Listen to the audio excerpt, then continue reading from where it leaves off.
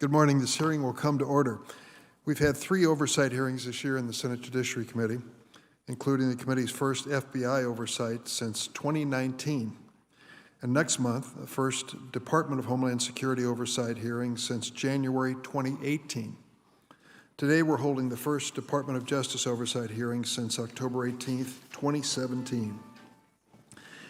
That was the only time during the 4-year Trump administration this committee held an agency-wide Department of Justice oversight hearing. Annual oversight hearings were the norm under the Obama administration. I'm pleased to restore this tradition. I thank Attorney General Garland for appearing today. You were confirmed by the Senate in March on a bipartisan basis and took the helm of the Justice Department at a precarious moment. Under Attorney General Barr and his predecessors, the department often played the role of President Trump's personal law firm. Time and again, Trump appointees overrode the professional judgment of the department's nonpartisan career attorneys to advance the president's agenda.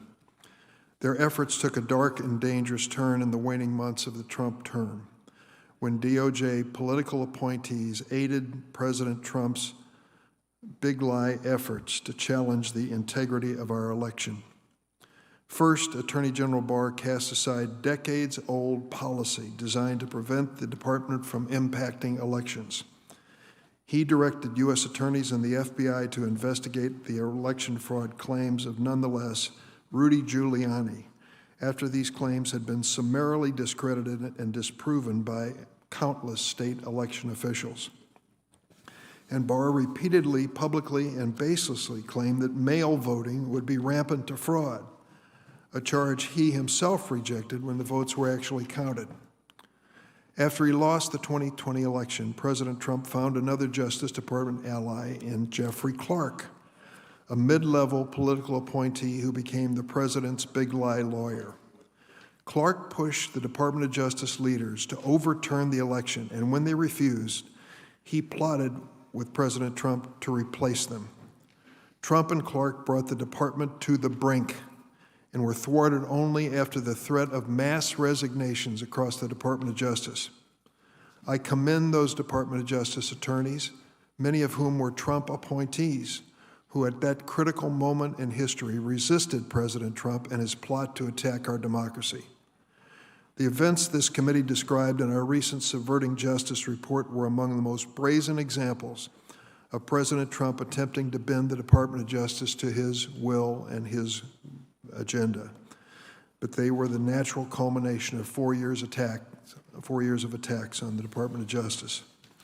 There is a straight line from these events to the violent insurrection in the Capitol building on January 6th, when Trump and his allies could not prevail in court and lost case after case after case claiming voter fraud. They took their big lie to the Justice Department, and when they didn't prevail there, they dispatched an angry mob to storm the Capitol to stop us from counting the electoral votes. I commend the many agents and prosecutors who were working day in and day out to bring these violent insurrectionists to justice. I hope the department will be just as steadfast in pursuit of those who encouraged and incited the attack, and those who would prevent the American people and their representatives from uncovering the truth. I am sorry that the Republican Senate leader refused to join the bipartisan commission that was proposed to investigate the January 6th insurrection attack. I look forward to hearing from the Attorney General this morning about the work that is underway to combat the growing threat of domestic violent extremism. The department cooperated with our committee's investigation into the Jeffrey Clark scheme, and it deserves credit for doing so. Over the course of several months, the department provided documents, authorized testimony, and resolved executive privilege issues, enabling us to uncover, on a bipartisan basis, I might add, just how close we came to a full-blown constitutional crisis. Attorney General Garland, when you appeared before us in February, you acknowledged, and I quote, "great respect for belief in the oversight role of the committee." And you committed your department to, quote, be as responsive as we possibly can to comply with information requests. I commend you for the steps you've taken, but I believe I speak for all of my colleagues in saying there is still room for improvement when it comes to department responses. And the department must deliver on its mission to ensure fair and impartial justice. Let me give you an example. In the closing days of the Trump administration, the department's Office of Legal Counsel issued a memo wrongly declaring, in my estimation, that federal inmates released to home confinement under the Bipartisan CARES Act must return to the Federal Bureau of Prisons custody following the COVID-19 emergency. In fact, the CARES Act includes no such requirement. These nonviolent inmates are already home and are overwhelmingly reintegrating into the community with success. On April 23rd, I sent you a letter, joined by Senator Booker, urging you to rescind this memo. 6 months later, we still have not received a response. Another example. In November of 2020, the Trump administration published a rule discouraging inmates from completing programs under the First Step Act to reduce their chances of reoffending. This was a major measure that was undertaken, the First Step Act, by combining a prison reform measure that was co-sponsored by Senator Cornyn and Senator Whitehouse with a sentencing measure co-sponsored by Senator Grassley and myself and signed into law by the President. Now, Senator Grassley and I sent you a letter on May 5th urging the department to reject the proposed rule and instead enact a rule consistent with the goal of the First Step Act of reducing recidivism. It's been 5 months. In fact, more than 5 months. We still haven't received a response. The First Step Act allowed the Bureau of Prisons to grant compassionate release in extraordinary and compelling circumstances, such as a once-in-a-century global pandemic. Under the Trump administration, listen to these numbers. The Bureau of Prisons denied all but 36 of 31,000 compassionate release petitions filed during the pandemic. In the first 6 months of the Biden administration, the Bureau of Prisons approved just 9 compassionate release requests. This is extraordinary. When the infection rate in the Bureau of Prisons was 6 to 7 times the national infection rate and the death rate equally appalling, when compassionate release requests were received, 31,000 of them, only 36 were allowed. Meanwhile, the pandemic has been devastating in our Bureau of Prison facilities. 265 inmates have died, including 6 within the last few weeks.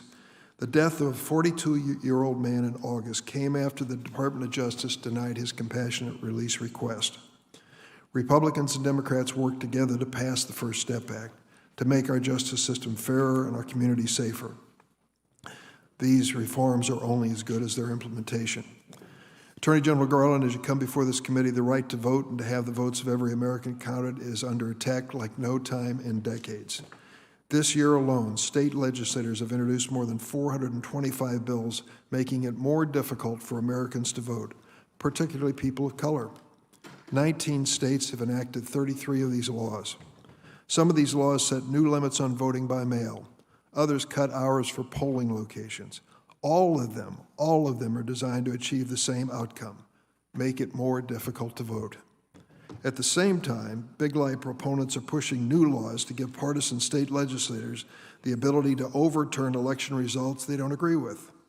They are ousting local election officials who faithfully apply the law and oversaw an election that Trump's own Department of Homeland Security called the most secure in American history. And their efforts coincide with an unprecedented increase in violent threats towards state and local election officials. I'd like to add at this point about these violent threats. It is rife across America. Those of us who are airline passengers know what the flight attendants are facing with thousands of confrontations, even violent confrontations, over wearing masks on aircraft. I've sent a letter to you, joined by others, saying this has to be taken seriously. These assaults in the so-called name of liberty are unacceptable.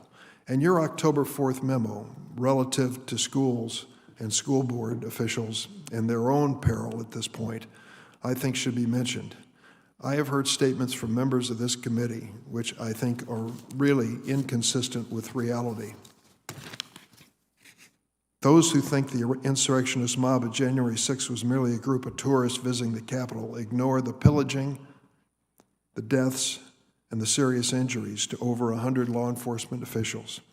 And those who argue that school board meetings across America are not more dangerous and more violent than in the past or ignoring reality. I went on it and just typed in this morning, school board violence on one of the search engines. Page after page is coming up. In my state of Illinois, Minden, Illinois, is a small rural town in Adams County, the western part of our state, that I have represented for almost 40 years. It is a quiet, solid community, and yet they had their own instance at a school board meeting where an individual had to be arrested because he had threatened violence against the school board members over masks in schools, for example. That story is repeated over and over again. The state of Minnesota, Senator Klobuchar knows the story well. The state of Idaho. We are seeing violence at these school board meetings in an unprecedented number. I think you made it clear, and you don't believe, that we should infringe on free speech. But free speech does not involve threats and violence, period. And we ought to join with local law enforcement officials to protect the school board members who are being intimidated in this way. I want to close by mentioning an issue I said to you personally. I'm honored to represent the city which you grew up in and which I now visit with great frequency, obviously, and that's the city of Chicago. The gun violence situation there is intolerable, intolerable. And we're not the only city in America by any means that's facing this. We need to have your assurance that there is a concerted, determined effort to deal with gun violence at the federal level, coordinating our effort with the state and local officials. With that in mind, I hope we can reach some agreement to do so very quickly. And let me hand it off now to the ranking member, Senator Grassley. Thank you, Chairman Durbin. This committee has a constitutional obligation to ensure that the department complies with the laws that we write and execute those laws according to our intent. In the performance of our constitutional duty, we write letters seeking answers and records from the department and its component agencies to better understand what they're doing. Likewise, the entire executive branch, not just DOJ, has an obligation to respond to congressional oversight requests. Today, I can say with confidence that under General Garland's leadership, the department has failed across the board to comply with this committee's Republican oversight request, and I appreciate very much Chairman Durbin pointing out a letter that he and I wrote. 5 months haven't received an answer. If my name being on that letter has any reason it hasn't been responded to, I'll take my name off of that letter. In contrast, General Garland, you've provided Democrat colleagues with thousands of pages of materials. Moreover, President Biden has politicized and inserted himself into the department policymaking, notably directing the end of compulsory process for reporter records in criminal leak investigations, and most recently inserting himself when he said the department should prosecute anyone who defies compulsory process from the January 6th committee. At your confirmation hearing, I read to you what I told Senator Sessions at his confirmation hearing for being Attorney General this, quote, if Senator Feinstein, who then was ranking member, if Senator Feinstein contacts you, do not use this excuse, as so many people use, that if you are not a chair of a committee, you do not have to answer the questions. I want her questions answered just like you would answer my questions. End of quote that I gave to Senator Sessions. So you said to me at your hearing, quote, I will not use any excuse to not answer your questions, Senator, end of quote. You have failed to satisfy that statement. Example, I've asked the department for records relating to Hunter Biden's October 2018 firearm incident, where his gun ended up in a trash can near a school. Now that's a firearm incident. Your ATF used the Federal Freedom of Information Act to refuse producing those records when that law doesn't even apply to the Congress. I've also asked for information relating to Chinese nationals linked to the communist Chinese regime that are connected to the Biden family. One individual, Patrick Ho, was not just linked to Chinese regime, he was apparently connected to that country's intelligence service.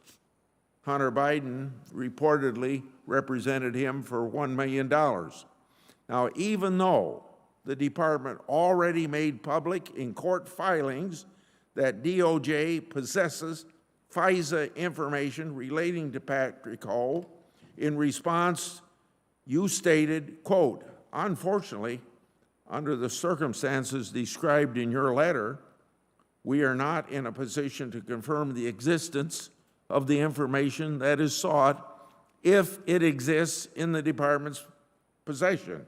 Well, let me emphasize, well, you already made it public in a court filing.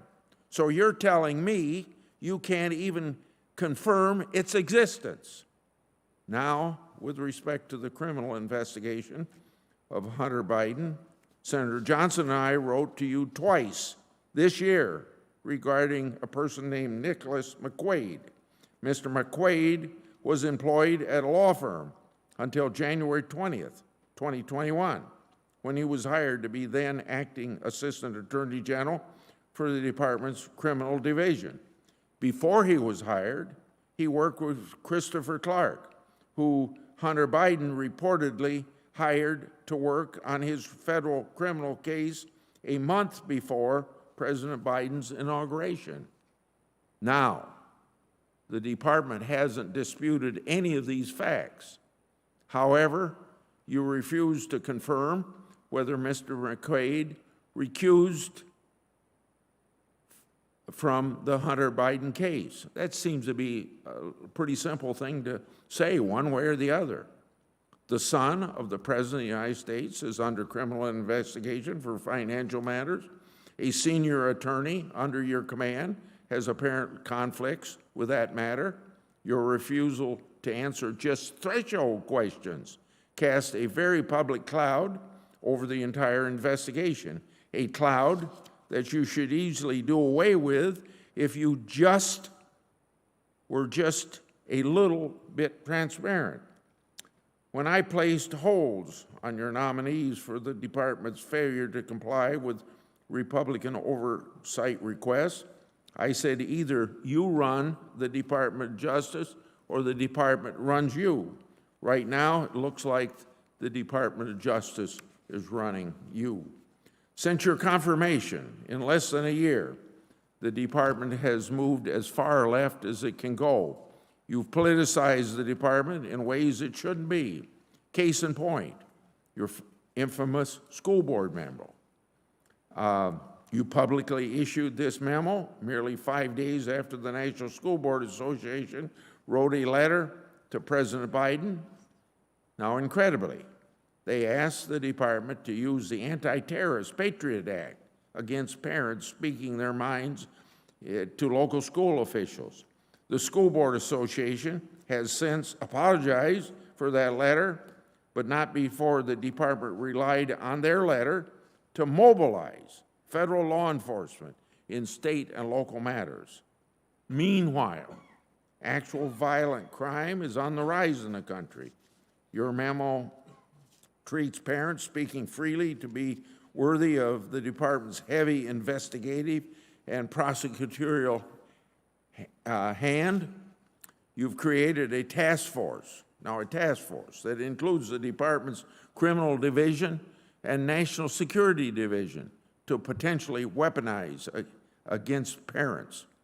Your memo also creates a special training and guidance for local school boards and school administrators to recognize threats against them. According to your memo, these threats include an undefined category of quote-unquote other forms of intimidation and harassment. So now, the last thing the Justice Department and FBI need is a very vague memo to unleash their power, especially when they've shown zero interest in holding their own accountable. I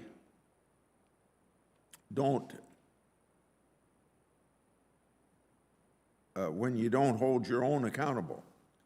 Let's not forget about Obama-Biden administration FISA abuse during Crossfire Hurricane, abuses that the Department and the FBI for years denied even to be possible. And then you allowed a disgraced former FBI official off the hook, paying him hundreds of thousands of dollars in taxpayers' money, when the Inspector General determined that he lied to investigators 7 times. Yes, 7 times over the course of 3 different occasions. Or the FBI's and the department's total failure to protect hundreds of kids from abuse by Larry Nassar and then covered it up. When we had a bipartisan hearing to learn about those courageous survivors, your Deputy Attorney General didn't even show up. So getting back to the National School Board Association matter, these parents are trying to protect their children. They're worried about divisive and harmful curricula based upon critical race theory. They're speaking their minds about mass mandates. This is the very core of constitutionally protected speech, and free speech is deadly to the tyranny of government and is the lifeblood of our constitutional republic. To say your policies are outside of the mainstream would be an understatement. Mothers and fathers have a vested interest in how schools educate their children. They are not, as the Biden Justice Department apparently believes them to be, national security threats. What is a national security threat is things like MS-13. What is a national security threat is like our open southern borders. What is a national security threat is the federal government's failing to adequately vet individuals from Afghanistan. I suggest that you quickly change your course because you're losing credibility with the American people and with this senator in particular. Thank you. Thanks, Senator Grassley. We now turn to the Attorney General for his testimony. First, welcome Honorable Merrick Garland to testify before the Senate Judiciary Committee. For the information of the members, the mechanics are as such. After I swear in Attorney General Garland, he will make his opening statement. Then we'll go to a round of questions. Each senator will have 7 minutes. I'm going to try to hold folks close to that number so everybody can be accommodated.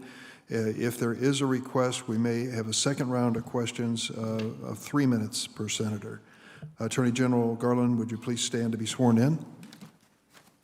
Do you swear or affirm the testimony you're about to give before the committee will be the truth, the whole truth, and nothing but the truth, so help you God? I do. Thank you.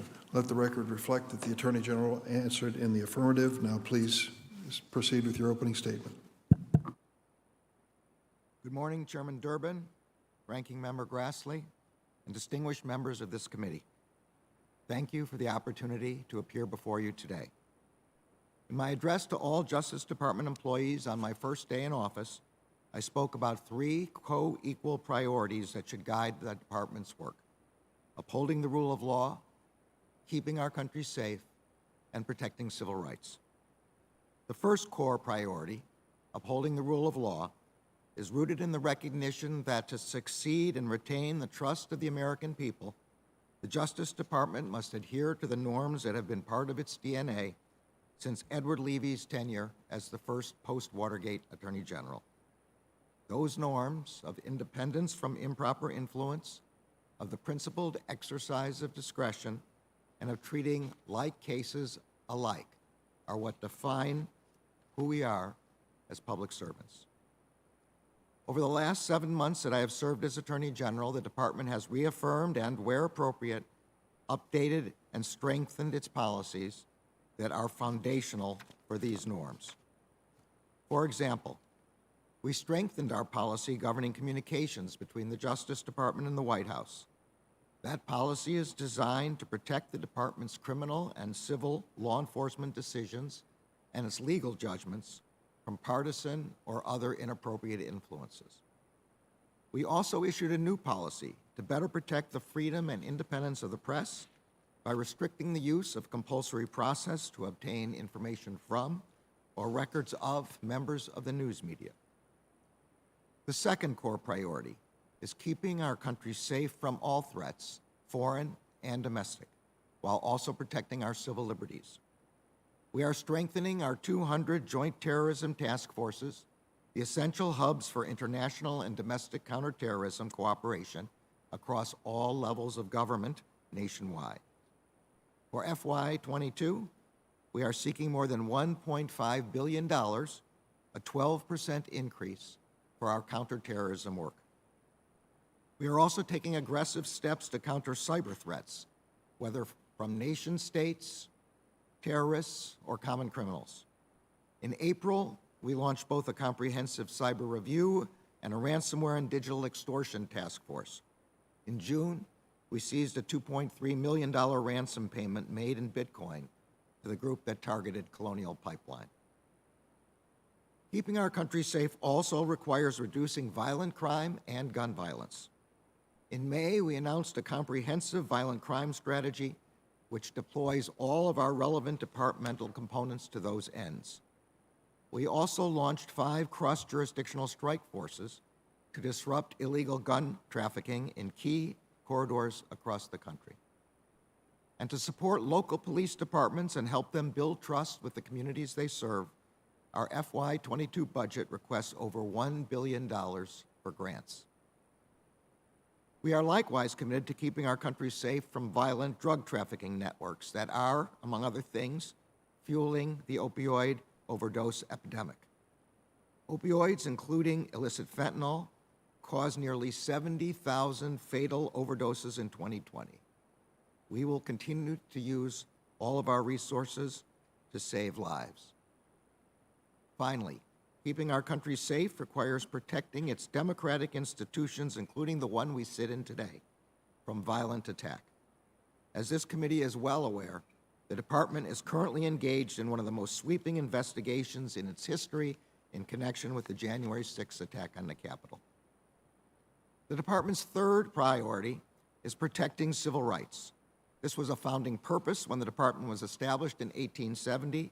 Today, the Civil Rights Division's work remains vital to safeguarding voting rights, prosecuting hate crimes, ensuring constitutional policing, and stopping unlawful discrimination. This year, we doubled the size of the Civil Rights Division's voting section, and our FY22 budget seeks the largest ever increase for the division, totaling more than 15%. We have appointed department-wide coordinators for our hate crimes work. We have stepped up our support for the Community Relations Service. We are also revitalizing and expanding our work to ensure equal access to justice. In addition to these core priorities, another important area of department focus is ensuring economic opportunity and fairness by reinvigorating antitrust enforcement, combating fraud, and protecting consumers. We are aggressively enforcing the antitrust laws by challenging anti-competitive mergers and exclusionary practices. In FY22, we are seeking a substantial increase in funds for the division. We likewise stood up a COVID-19 fraud enforcement task force to bring to justice those who defraud the government of federal dollars meant for the most vulnerable among us. In 7 months, the Justice Department has accomplished a lot of important work for the American people, and there is much more to be done. Thank you for the opportunity to testify this morning. I look forward to your questions. Thank you, Mr. Attorney General. Hardly a day goes by in the city of Chicago that someone isn't killed with a firearm. The cases are heartbreaking. Little boys and girls standing on their porches and going to school. And on August 7th, the Chicago police officer Ella French and her partner officer Carlos Yanez were conducting a routine traffic stop in the city. The person in the car opened fire. Officer French, age 29, was murdered, and Officer Yanez was severely wounded. I never saw such an outpouring of emotions in the city. I went down to Rita High School on the south side near Beverly, where they had the memorial service. There were hundreds, if not thousands, of women and men in uniform and just ordinary citizens standing, waiting for their turn to pay tribute to Ella French for what she had done for our city. 2 days later, we found out from the U.S. Attorney's Office that the gun used to murder her was obtained from Indiana through a straw purchase. That's when a person who can clear a background check buys a gun at a federally licensed gun dealer and gives it to someone who cannot clear it. What are we going to do about this? What is going to be done at the federal level to show that we're taking this seriously? Ours isn't the only city that is facing this challenge, and we've got to act soon. Mr. Chairman, I am as concerned as you are, and as I'm sure all members of this committee are, about the rise of violent crime all across the country. I was in Chicago, as you know, at almost the exact time that the officer that you speak of was killed. I have gone to meet with the families of an ATF agent who was killed on duty, and I have stood on the mall with a candlelight vigil for many other police officers who were killed in the line of duty. The Justice Department is doing everything possible with respect to violent crime. In May of this year, I launched a violent crime initiative which brings together all of our law enforcement on the federal level to meet with, to coordinate with, cooperate with state, local, tribal, territorial law enforcement to fight this issue. Our federal agencies, DEA, ATF, Marshals, and the FBI are all deeply involved in this. Our programs, Project Safe Neighborhoods, continue in all these ways, and we're looking for large amounts of money to provide in grants to police departments.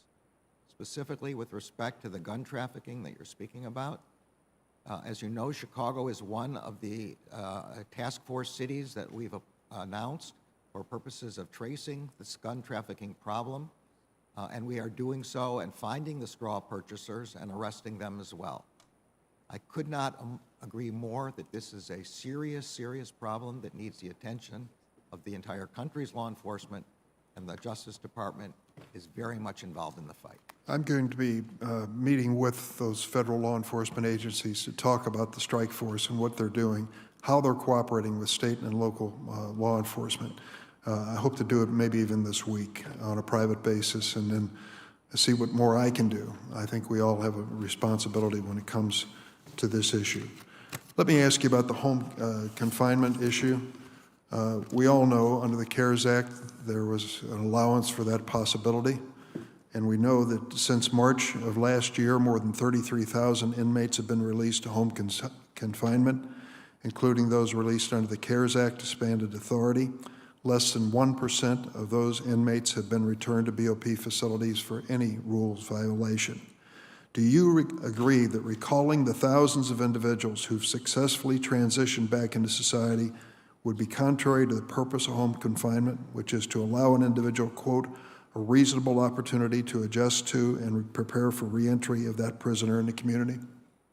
Senator, I very much agree that the home confinement program has proven successful, that it both relieved the pressure on the prisons with respect to the COVID-19 pandemic, but also gave people an opportunity to adjust themselves to their communities. And you are right that we have seen very few violations of the conditions.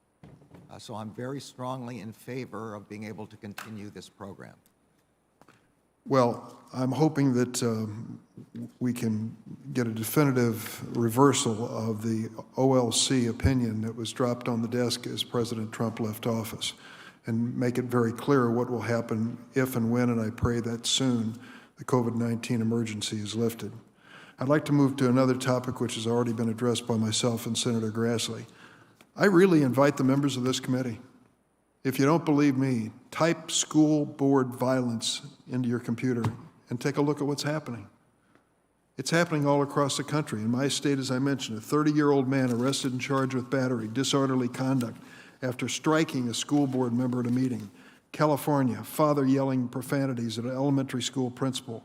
His daughter calmed him down. He later returned to confront the principal and struck a teacher in the face who attempted to intervene. Ohio, a school board member sent a threatening letter saying, "We're coming after you." And after the board member posted the letter on Facebook, the president of the Board of Education for a nearby district reported his board had received similar threats. Pennsylvania, a person posted threats on social media which required the police to station outside each of that district's school. Local law enforcement is investigating the person who made the threats and will maintain a police presence at schools and school board meetings for the foreseeable future. In Texas, a parent physically assaulting a teacher, ripping off her mask, and it goes on and on and on. These are not routine people incensed or angry. These are people who are acting out their feelings in a violent manner over and over again. The same people we see on airplanes and other places, same people, some of whom we saw here on January 6th. So when you responded as quickly as you did to that school board request, did you have second thoughts after they sent a follow-up letter saying they didn't agree with their original premise in their first letter? Senator, I think all of us have seen these reports of violence and threats of violence. That is what the Justice Department is concerned about. It's not only in the context of violence and threats of violence against school board members, school personnel, teachers, staff. It's in a rising tide of threats of violence against judges, against prosecutors, against secretaries of state, against election administrators, against doctors, against protesters, against news reporters. That's the reason that we responded as quickly as we did when we got a letter indicating that there were threats of violence and violence with respect to school officials and school staff. That's the reason, that's what we are concerned about. That's part of our core responsibility. The letter that that was subsequently sent does not change the association's concern about violence or threats of violence. It alters some of the language in the letter, that we did not rely on and is not contained in my own memorandum. The only thing the Justice Department is concerned about is violence and threats of violence. Senator Grassley? Yeah, before I ask my question, I'd like permission to introduce in the hearing record a letter from the Iowa Association of School Boards disagreeing with the National School Boards Association request for intervention from federal agencies and law enforcement and other concerns that they have. Without objection. Yeah. General Garland, regarding your October 4th school board memo, last week you said the memo was for law enforcement audience, despite it being on your public website as a press release. As a result of your memo, local school officials and parents may not speak up in these meetings out of fear that the federal government will do something to them. So that's a poisonous, chilling effect. Apparently that letter wasn't actually supported by organization, but was sent by 2 unauthorized staff. So last week the organization disavowed it, since you and the White House based your memo on this delegitimized letter. I assume you're going to revoke your extremely divisive memo that you said was instigated because of that letter. That's a question.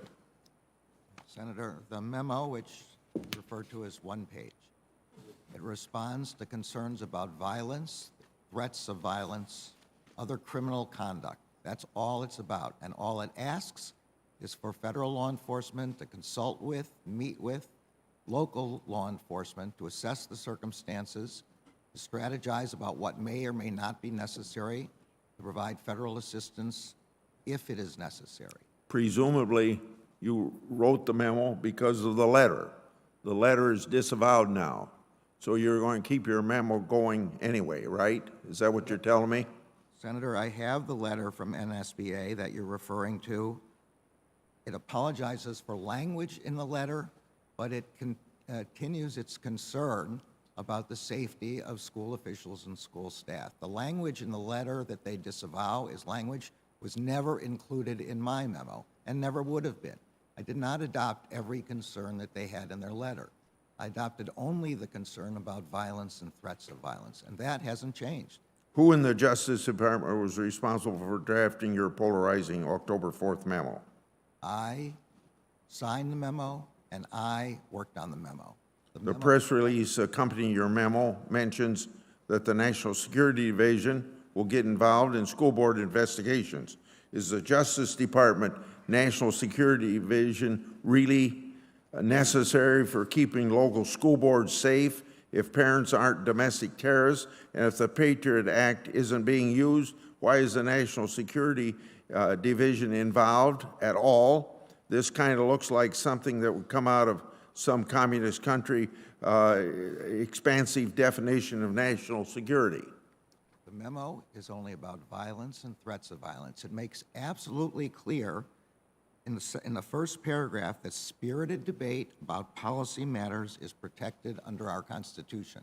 That includes debate by parents criticizing school boards. That is welcome. The Justice Department protects that kind of debate. The only thing we're concerned about, Senator, is violence and threats of violence against school officials, school teachers, school staff.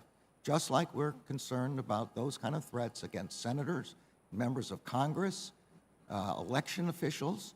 In all of those circumstances, we are trying to prevent the violence that sometimes occurs after threats. Your memo stated that the Justice Department is opening dedicated lines of communication for threat reporting, assessment, and response.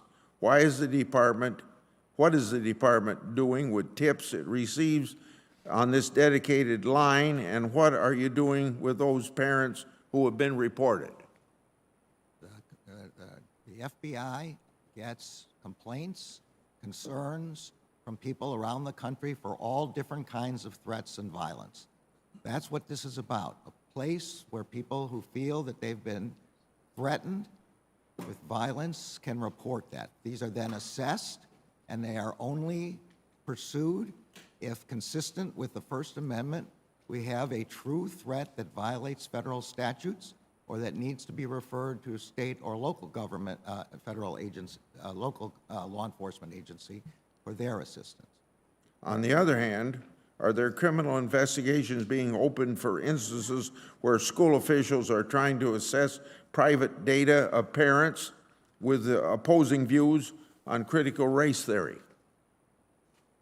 I don't know about that, but the Justice Department certainly does not believe that anybody's personal information should be accessed in that way. If there's a federal offense involved or a state or local offense involved, then of course those should be reported. The nonpartisan Justice Department Inspector General established that Andrew McCabe lied under oath to FBI investigators. He lied under oath to the Justice Department Inspector General. It should also be noted that McCain leaked government information to the media and then called the New York and Washington FBI field offices and blamed them for the very leaks that he caused. Under your leadership, instead of punishing him, the department reinstated his retirement, expunged his records as part of the settlement. He will reportedly receive $200,000 in retirement back pay, and his attorney will reportedly receive $500,000 in legal fees. So it seems to me that that's beyond incredible. So General Garland, did you authorize the McCain settlement? And if not, who did? Senator, the McCabe settlement was the recommendation of the career lawyers litigating that case based on their prospects of success in the case. The case did not involve the issues about lying. It involved a claim that he was not given amount of time necessary to respond to allegations.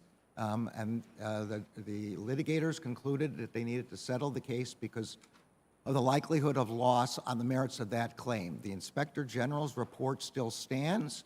We have not questioned in any way the Inspector General's findings.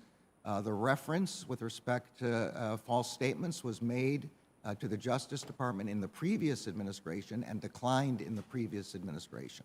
The only issue here was an assessment of litigation merits. Short follow-up. Do you agree with the taxpayer, since you didn't, somebody else authorized it, do you agree with the taxpayer picking up a multi-million-dollar bill for someone that lied under oath to government officials? I think the assessment made by the litigators was that the bill to the taxpayers would be higher if we didn't resolve the matter as it was resolved. Thank you, Mr. Chairman. Senator Leahy. Thank you, Mr. Chairman. Attorney General Garland, good to see you, and thank you for being here. And I'm sure the members of the committee are eager to discuss with you what the Justice Department is doing, what could be done better. I'll just say this. After 4 tumultuous years in which the former president viewed the Justice Department as his personal law firm, I'm pleased the department is again living up to the most fundamental principle in our American justice system, that nobody is above the law. That's really what I learned about the Justice Department when I was in law school. That's the experience I'd had with it for years as a prosecutor and as a litigator. So I was dismayed seeing what was happening the past 4 years, and I thank you, Attorney General, for bringing the department back from the brink. There's still a lot to be done, but I think the Americans should take comfort that the rule of law is again being enforced. Now, it's hard to overstate how urgently we must act to protect Americans' constitutional right to vote. And there is reason for alarm. Many states are rapidly moving to restrict access to the ballot for tens of thousands of Americans from all walks of life. In the wake of the Shelby County and this year's Brnovich decision, the department's tools to stem this tide of voter suppression have been greatly diminished. I know you're doing whatever you can to defend the right to vote. How does congressional inaction in response to these Supreme Court decisions limit the ability of the department to protect Americans' constitutional right to vote? Thank you for that question, Senator. The right to vote is a central pillar of our democracy and vote. The Voting Rights Act gave us further authorities in that respect. We are doing, as you say, everything we can. We have doubled the size of the voting rights section. We've brought a Section 2 case, but there are limitations on our authority that the Supreme Court has imposed, one of which is the elimination of Section 5 of the Voting Rights Act, which provided an opportunity to do pre-clearance reviews so that we did not have to review each matter on a one-by-one basis. And then the recent, and that was Shelby County, as you pointed out, and recently in the Brnovich case, a narrowing of what we regarded as the meaning of Section 2 and our authorities under Section 2. Both of those could be fixed by this Congress, and if they were, it would give us considerably greater opportunity and ability to ensure the sacred right to vote. And then the Supreme Court make it very clear that we could fix that if the Congress wanted to. That's correct. In the opinions, they indicated these were matters that could be fixed by the Congress. And I hope we will, because I think it's very important that all Americans be protected in their right to vote. I know in my own state of Vermont, we take that very seriously. Now we have the bipartisan VOCA fix to sustain the Crime Victims Fund Act of 2021 has been signed into law. A major piece of this legislation requires funds collected under deferred and non-prosecution agreements to be deposited into the Crime Victims Fund, which had been projected to reach a 10-year low. Since this bill has become law, have any funds from deferred or non-prosecution agreements been deposited into the Crime Victims Fund? And if not, why not? Senator, the VOCA fix was something we sought and we're grateful for your support for and for your introduction of. We acted immediately after it was passed, and something like north of $200 million has already been deposited in the fund thanks to that act. We now project that the fund should be liquid all the way through the end of 2022. Thank you, and we can review it after that, because I think you and I would both agree we want to have long-term sustainability in this fund. Absolutely. So let's work together on that. Now, there's been some discussion here and elsewhere about the Larry Nassar investigation. and the chairman had these very impressive gymnasts who testified before us. It was heart-wrenching listening to them. And they talked about how they were seeking accountability, and I could not help but think how brave they were to testify. Now, the Justice Department initially declined to bring charges against the disgraced FBI agents involved in the investigation. I was concerned, and I said at the time that I've seen many people prosecuted for lying to FBI agents. Here you had two FBI agents who lied to FBI agents. One was fired, the other resigned. No prosecutions. Is the department now reviewing that decision not to prosecute? And do you have any update with regard to that review? Senator, I think heart-wrenching is not even strong enough as a description of what happened to those gymnasts and to the testimony they gave. I believe Deputy Attorney General Monaco said at her hearing that we are reviewing this matter. New evidence has come to light, and that has caused for a review of the matters that you're discussing. Well, I hope you will, because as I said, I've seen so many prosecutions of somebody for lying to an FBI agent, and I understand that. But when an FBI agent lies to an FBI agent, they should also face the same that anybody else does. Thank you very much, Mr. Chairman. Thank you, Senator Leahy. Mr. Chairman, could I put something in the record from 17 state attorney generals expressing their disagreement with the department's October 4th memorandum and ask that memorandum be withdrawn?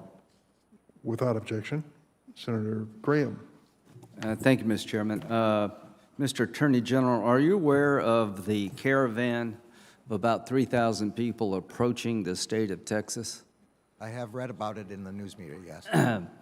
I didn't know. I think it's south of Mexico City is what I read. Yeah, they're what you're talking about? apparently headed toward Texas. So what would you tell these people? Well, I would tell them not to come, but the job of the Justice Department has to do with prosecution and with the way in which the asylum and removal claims are adjudicated. All right. Principal So job- you would tell them not to come? It depends on why they are coming. But, Well, if they're coming to make asylum claims, what would you tell them? well, like the Department of Homeland Security is the agency that's responsible for border control. Right, Have I get that, but you're the Attorney General of the United States. Do you think our asylum laws are being abused? The asylum laws are statutes passed by the Congress. Yeah. Do you think they're being abused? I think this is that question is one that has to be evaluated on a one-by-one basis in each. Have you talked to the border? When's the last time you've been to the border? I think a week ago, maybe 10 days ago. Did they tell you anything about asylum claims being made by people that are mostly economic claims, not asylum claims? Did they mention that to you? I think it's fair. I don't recall exactly. I think it's fair. You don't recall being told by the Border Patrol that they're overwhelmed, they can't hold the line much anymore, that we've had 1.7 million people apprehended, and the big magnet, the pull factor, is the way the catch and release program around asylum? That didn't stick out to you? That was not a discussion that I had when I was. Who did you talk to? I was at the border at Nogales, and spoke to Border Patrol. Yeah, I was there about 6 months ago. They never mentioned to you the pull factors of illegal immigration? This was a review of what they were doing at the border with respect to. Well, it's a simple question. They never mentioned to you that they've got a problem with being overrun by asylum seekers. I know from reading the news media that Border Patrol agents feel that way. Well, I mean, it's not about reading the paper. You were there talking to them. Well, I don't recall that. I don't want to Okay. tell you about a conversation that I'm not Yeah, sure I'm happened. just stunned that you can't recall that. So let's talk about Afghanistan. The Undersecretary for Defense Policy, Mr. Kale said, while ISIS-K poses more of a short-term external threat, al-Qaeda could regain the ability to launch attacks outside of Afghanistan within a year or two. Do you agree with that? I agree that al-Qaeda has always presented and continues to present a persistent threat to the United States homeland. Well, no, We are but the doing question is, what's changed? You say always. Has any recent event changed the likelihood of an attack? I don't know. You don't know that we withdrew from I Afghanistan? know we withdrew. I don't know whether the withdrawal will increase the risk from al-Qaeda or not. So you're the I do Attorney know- General of the United States. Secretary Wray testified openly twice that due to the lack of ability to have eyes and ears on the ground and the unreliability of the Taliban, that an attack on the United States within 6 months, a year is far more likely after our withdrawal. You're not aware that he said that? The job of the Justice Department and the job of the FBI is to protect against those kind of attacks in the homeland. Does it make sense that that would be a dynamic of our withdrawal? Do you trust the Taliban to police al-Qaeda and ISIS on our behalf? I do not trust the Taliban. Matter of fact, they've openly told us they will not work with us regarding containing the al-Qaeda ISIS threat. Are you aware of that?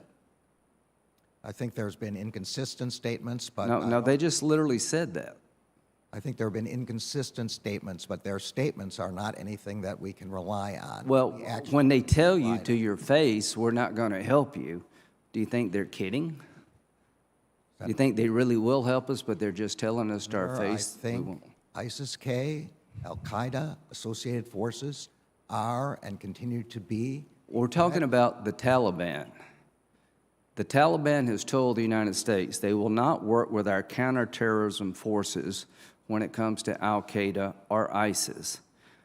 What response should we have regarding the Taliban when they say that? Well, I think we have a number of different tools available. Like what? We have economic sanctions. They need money from the United States for humanitarian and other reasons.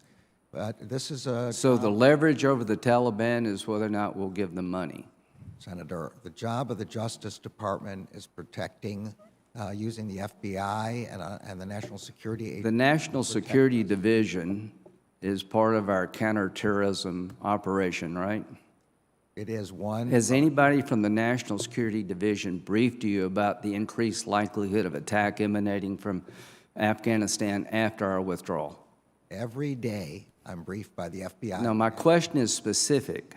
Has anybody briefed you about the increased likelihood of an attack emanating from Afghanistan by ISIS or al-Qaeda because of our complete withdrawal? We are worried about the risk of attack by ISIS-K. I know, it's one thing to be worried. Has anybody told you the likelihood of an attack is greater because of our withdrawal There or are not? different views about the degrees of likelihood. That doesn't change our posture, which is to always be protective. It doesn't change your posture if you go from a possibility of being attacked to a 6 months to a year time window of being attacked. We have asked for substantial additional funds for our counterterrorism operations in light Is that in light of the withdrawal from Afghanistan? in light of a lot of changing circumstances in the world with Well, respect. let me just put a fine point on this. Secretary Wray has told the world that ISIS and al-Qaeda in Afghanistan present a threat to our homeland.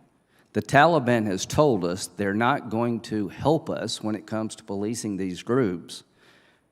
The Department of Defense has said we're 6 months to a year away from a possible attack by ISIS and al-Qaeda.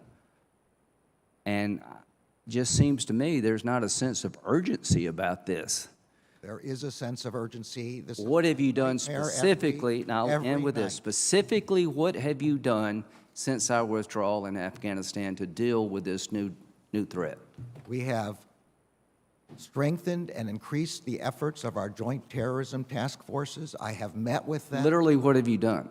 I'm telling Just you. put it in writing. Just write down what you've done. I'll be happy to have our staff assess what can be told you in return. Thank you, Senator Graham. Senator Whitehouse. Thank you, Chairman. Welcome, Attorney General Garland. Two topics. The first is executive privilege. We've been through a rather bleak period with regard to executive privilege. I think you could call it the anything goes period, in which any assertion of executive privilege, no matter how fanciful or preposterous, was essentially allowed to stand in very significant departure from the law that has been out there for years regarding executive privilege. And at the same time that the substance of executive privilege was being expanded beyond recognition, the procedure for evaluating executive procedure determinations was completely ignored. And this is a procedure that was established by President Reagan's White House. So we now have a situation in which there is very substantial destruction and disarray in the area of executive privilege determinations.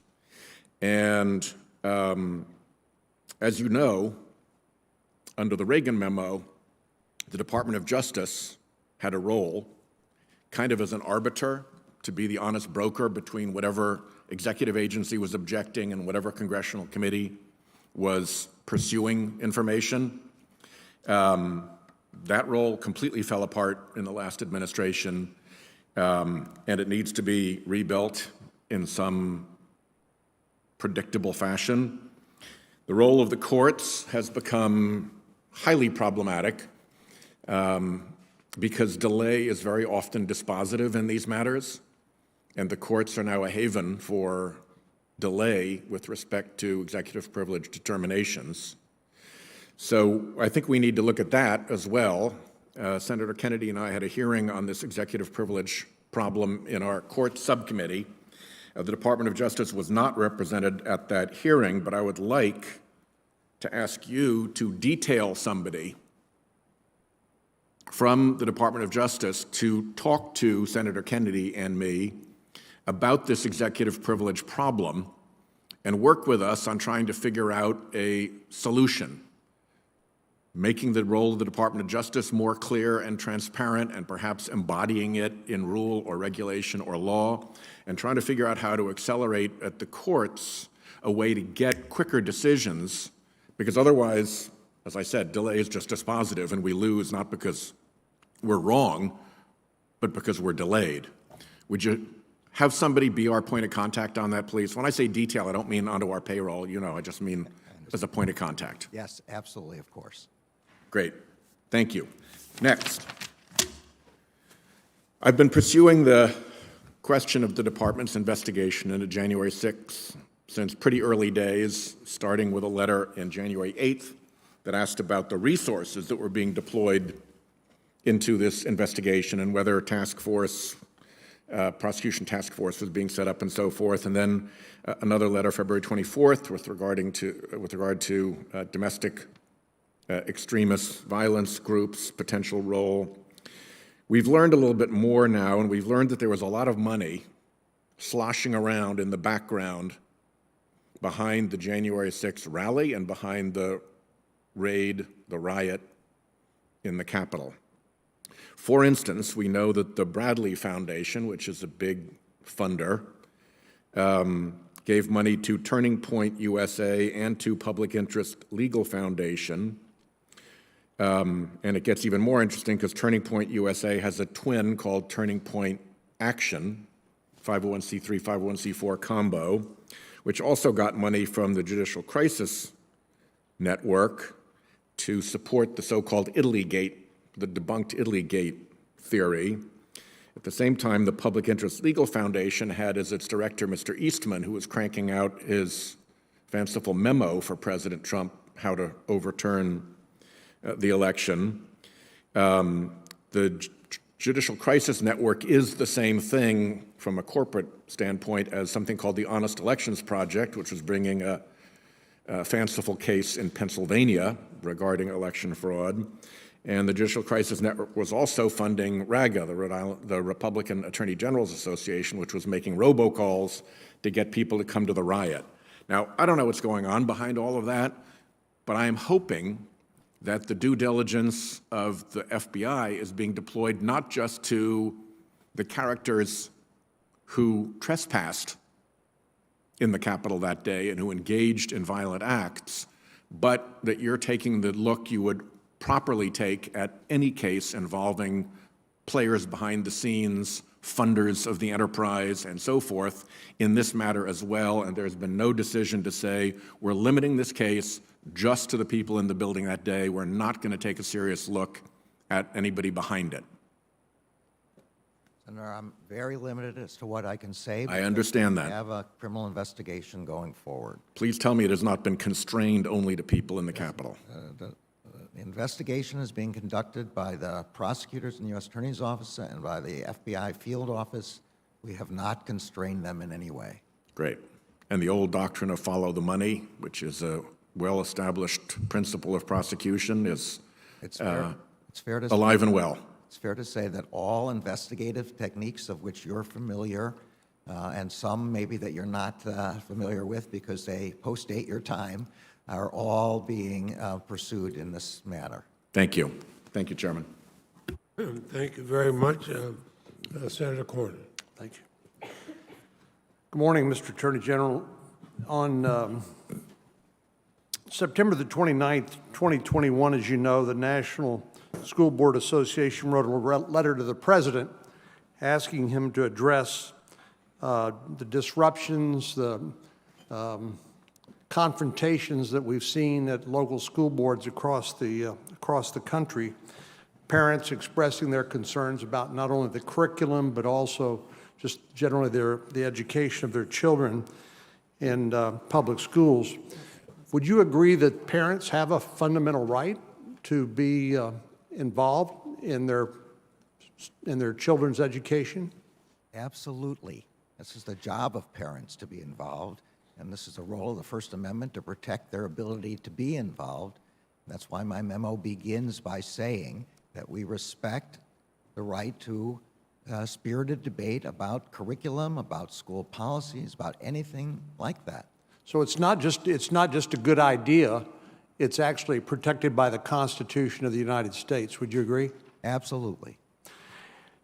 On October the 4th, a few days later, less than a week later after the National School Board Association wrote this letter, the Justice Department issued the memo that's already been discussed. Why did this rise to the level of a federal concern as opposed to being addressed at the local and state level? So this arises out of repeated reports of violence and threats of violence, not only with respect to school boards and school officials and teachers, but as I mentioned earlier, also with respect to secretaries of state and election administrators, judges, prosecutors, senators, members of Congress. The Justice Department has two roles here. We assist state and local law enforcement in all ways, and we enforce federal laws which prohibit threats of violence by telephone, by email. Well, you as a longtime federal judge with a distinguished legal career, you understand that not every crime, assuming it is a federal crime, correct? Absolutely. And some of these things, unless there's some nexus to interstate commerce or to the federal government, they're largely within the purview of the state and local law enforcement authorities, correct? I think you put that correctly. We have authority with respect to the mail, with respect to the internet, with respect Right. to Well, I'm not. Well, let me give you an example. If somebody says to the school board member, if you do that, I'm going to meet you outside and punch you in the nose. Is that a federal offense? No, Or that's not a federal offense. And, I agree. There's nothing I agree. in this memo And- suggesting that it is. And why in the world would you cite the National Security Division in this memo as being one of the appropriate entities at the Department of Justice to investigate and perhaps prosecute these offenses? So my memo itself doesn't mention the National Security Division. It is mentioned in another memo that was released by the department. The National Security Division, like all the other law enforcement components, cooperates with and is involved in discussions about how to go forward on different kinds of matters. They were involved, for example, in the election threats. They were involved in the threats against judges and prosecutors. They were involved in the hate crimes threats cases. It's just a natural part of our internal analysis. Let me ask you, did you see the National School Board Association letter to President Biden before you issued your memorandum on October the 4th? Yeah, yes, I did, and that was part of the reason, their expression at the beginning of that memorandum of violence. And they raised some of the concerns that you voiced here today, correct? They raised some of them. They raised others that I don't agree with and were not included in my memo. Well, you're aware that on October the 22nd, the National School Board Association apologized for its letter. You're aware of that, aren't you, sir? I am, but And it said that, went on to say, we regret and apologize for the letter. There was no justification for some of the language in the letter. They acknowledged that the voices of parents should be and must continue to be heard when it comes to decisions about their children's education, health, and safety. You did not apologize for your memorandum of October the 4th, even though the National School Board Association did. Why didn't you rescind that memorandum and apologize for the memorandum? core responsibility of the Justice Department, as I said in my opening, is protecting Americans from violence and threats of violence. But you just said not every act of violence is a federal crime, correct? Right, and not every bit of street crime and the kind of violence that we've been talking about earlier today is also a federal crime, but we assist state and locals to help them in their investigations of these kind of matters. Every single day, in non-federal matters, we are partners with our state and local partners. Well, Mr. Attorney General, you've acknowledged that parents have a right, a constitutional right, to be heard on the education of their children in public schools. Can you imagine the sort of intimidation, the sort of bullying impact that a memorandum from the Department of Justice would have, and how that would chill the willingness of parents to exercise their rights under threat of federal prosecution? Did you consider the chilling impact your memorandum would have on parents exercising their constitutional rights? The only thing this memorandum is about is violence and threats of violence, and it opens with a statement. But my question is, did you consider the chilling effect this would have on parents' constitutional rights? To say that the Justice Department is against violence and threats of violence. Did you consider the chilling effect your memorandum might have on parents exercising their constitutional rights? I think you can answer that yes or no. What I considered, what I wanted the memorandum to assure people that we recognize the rights of spirited debate. And so Mr. Attorney General, you're a very intelligent and accomplished lawyer and judge. You can answer the question. Did you consider I do not. the chilling effect that this sort of threat of federal prosecution would have on parents' exercise of their constitutional rights to be involved in their children's education? Don't believe it's reasonable to read this memorandum as chilling anyone's rights. It's about threats of violence, and it expressly recognizes this constitutional right to make arguments about your children's education. As senators are going back and forth for votes during this time, we'll have to try to keep to Let the record reflect the Attorney General refused to answer the question. and let the record reflect that the senator from Texas was allowed to go over his allotted time, Senator Klobuchar. Thank you very much. Just to confirm something, Mr. Attorney General, can you confirm to this committee, as you did earlier before the House Judiciary Committee, that the purpose of the memo that you were just discussing with Senator Cornyn is to have meetings to discuss whether there's a problem, to discuss strategies, to discuss whether local law enforcement needs assistance or doesn't need assistance. Was that the purpose of it? Yes, I thank you for making that point, Senator. I say that in the memo, that the purpose of the memo is to convene meetings with federal, state, and local tribal leaders, and to facilitate discussions of strategies for addressing threats, to assess the question, and to open lines of communication about such threats. Thank you. I want to move to some other threats, and that is a hearing that actually Senator Blunt and I had yesterday. It was a bipartisan hearing. We both called witnesses. It was before the Rules Committee, and it was with both Republican and Democratic election officials, the Attorney General of Arizona, a Republican local official in Philadelphia. And they told stories that horrified senators on both sides of the aisle.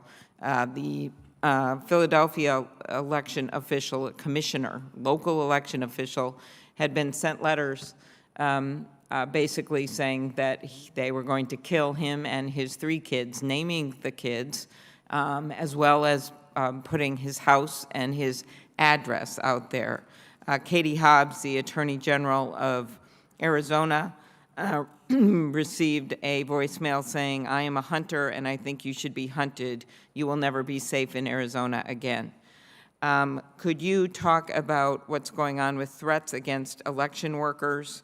By the way, we had the Republican Secretary of State from Kentucky talked about the fact that it has been difficult. They are losing in many jurisdictions across the country. They don't have enough election workers because people are afraid. And we don't have to discuss at length where these threats are coming from. I just want to have election officials. I want to have a functioning democracy.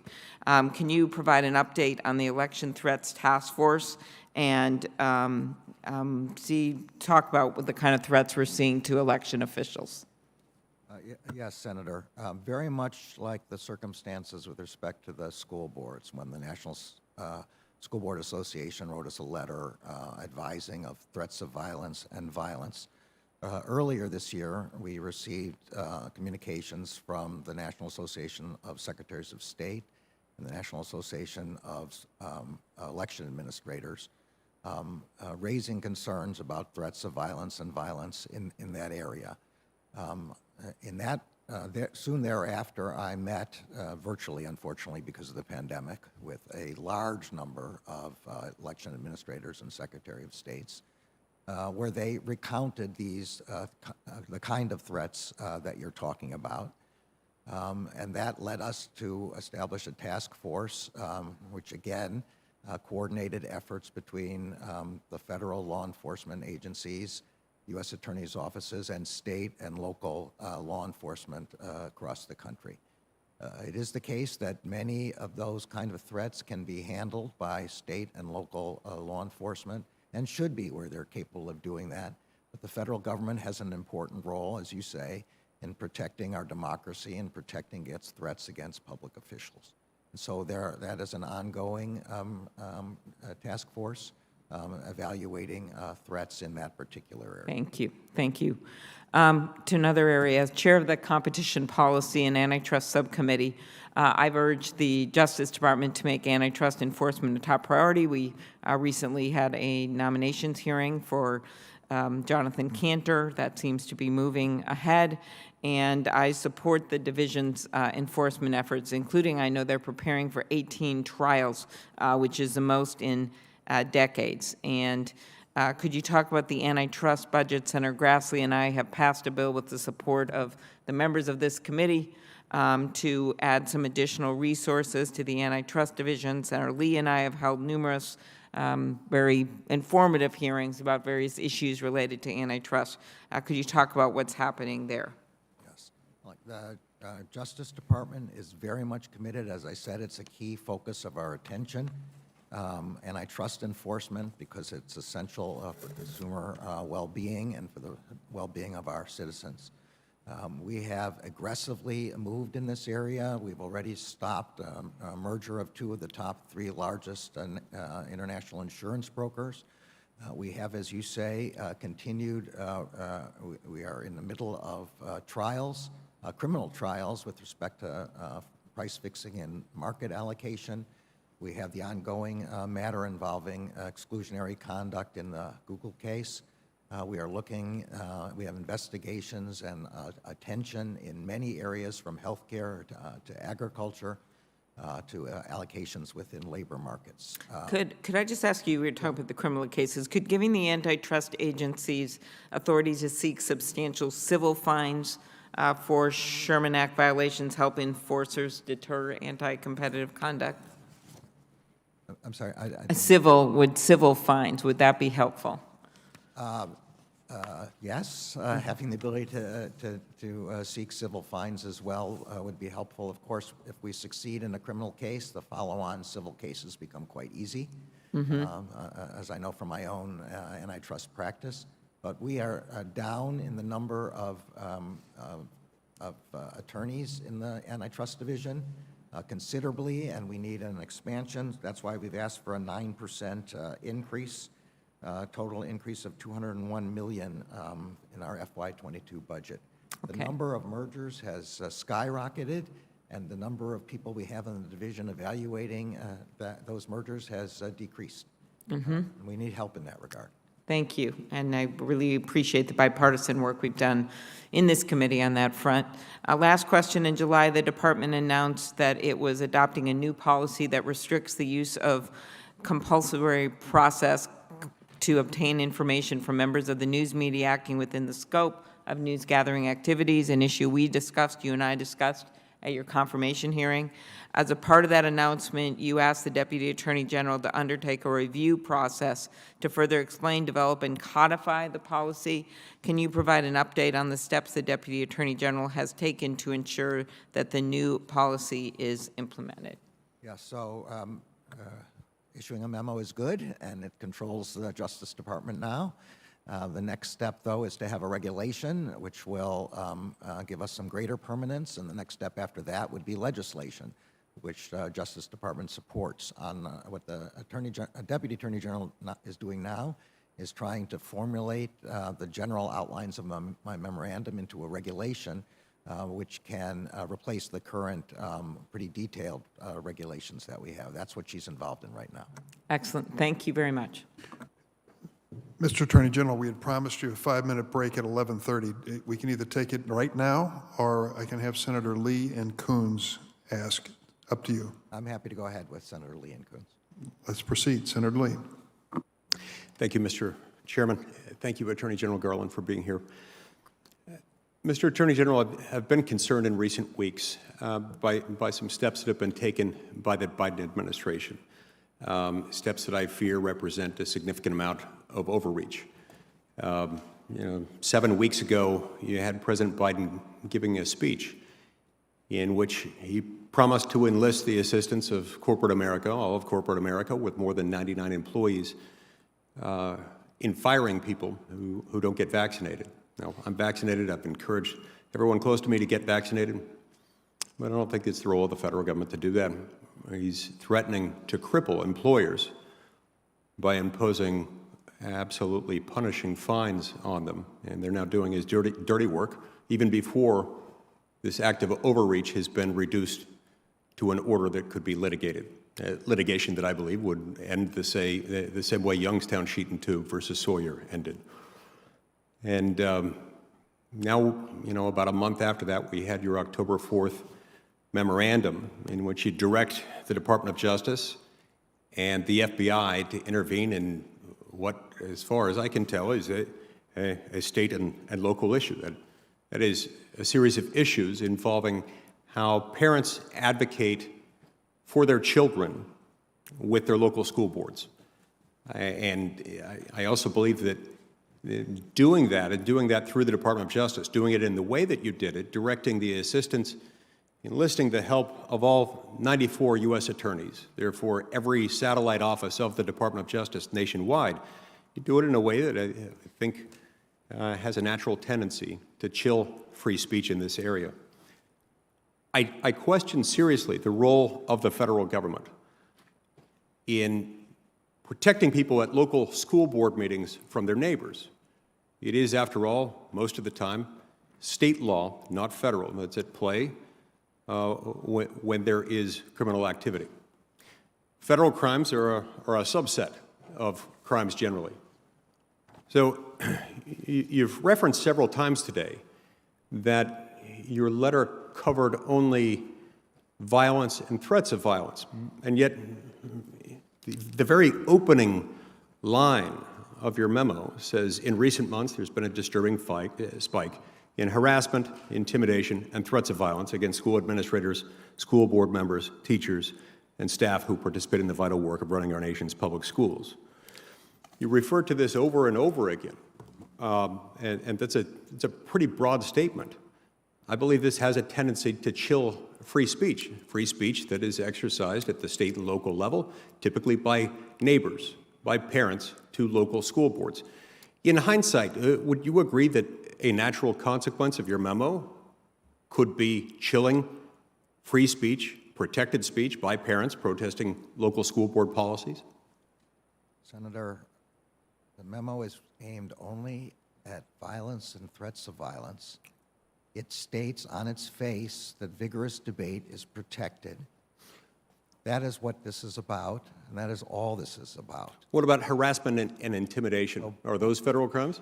They are federal crimes. Are you referring to like witness tampering intimidation under 18 U.S.C. 1512, or what? To 18 U.S.C. 2261A, which makes it a crime with intent to injure, harass, or intimidate, placing a person in reasonable fear of serious bodily injury through communications over the internet. Likewise, 47 U.S.C. 223A, making telephones calls with intention to harass. Now, I want to be clear, though, that those only are within, I take your point, those are only within what is permitted by the First Amendment. And the Supreme Court has been clear about that, too. In the Virginia versus Black case, the court explained when intimidation is not protected by the Constitution, and that is when it is made with the intent of placing the victim in fear of bodily harm or death. So that's what we're concerned about here. Well, and one of the things that concerns me is, we've got 17 attorneys general, led by Attorney General Todd Rokita in Nevada, and joined by a total of 17 attorneys general, including Sean Reyes, the fantastic attorney general of the state of Utah. And they've weighed in and they've said that there is not a barrage of accusations. There's no unusual flood of accusations of threats of violence against school board members. Nothing unusual, nothing that they can't handle at the state and local level. Normally, things like this against state and local officials involving state and local government entities like school boards are not federal. Now, in response to a series of questions before the House Judiciary Committee, including some questions asked by Congressman Jim Jordan from Ohio, you were asked your factual predicate for your October 4th memorandum and for your conclusions in this regard. You answered before that committee that your factual predicate for that was the October 22nd memorandum from the National School Board Association. The National School Board Association has been mentioned, has since withdrawn that memo, and yet you said that was the factual predicate. Given that that was the factual predicate and that it's rescinded its memo saying that there was no justification for some of the language that they used in that letter, will you rescind your memo? Senator, best of my recollection, I said that the impetus for the letter, for my memorandum, was that letter and also reports of this kind of activity. What reports? I said again that at the time that they were news reports that had been published, and I think that some of the other senators here have described some of those news reports, and we've certainly seen subsequently more news reports and more statements by board members of threats to kill them. Congressman Chip Roy of Texas said, raised in that same hearing the issue of a 14-year-old girl in a school bathroom being sexually assaulted in Loudoun County. And you indicated in response to that that you weren't aware of that And in the 6 days before you testified before the House Judiciary Committee, have you become familiar with the publicly reported details of that case? Yes, I have read about the case, yes.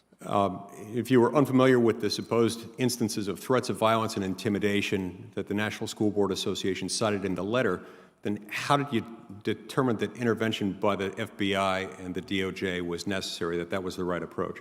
So the right approach in the letter is to meet with local law enforcement. That's what we've asked for, is to meet, to assess the situation, to see what their needs are, to strategize, and to open lines of communication. Now, I'm hopeful that many areas of local law enforcement will be well able to handle this on their own.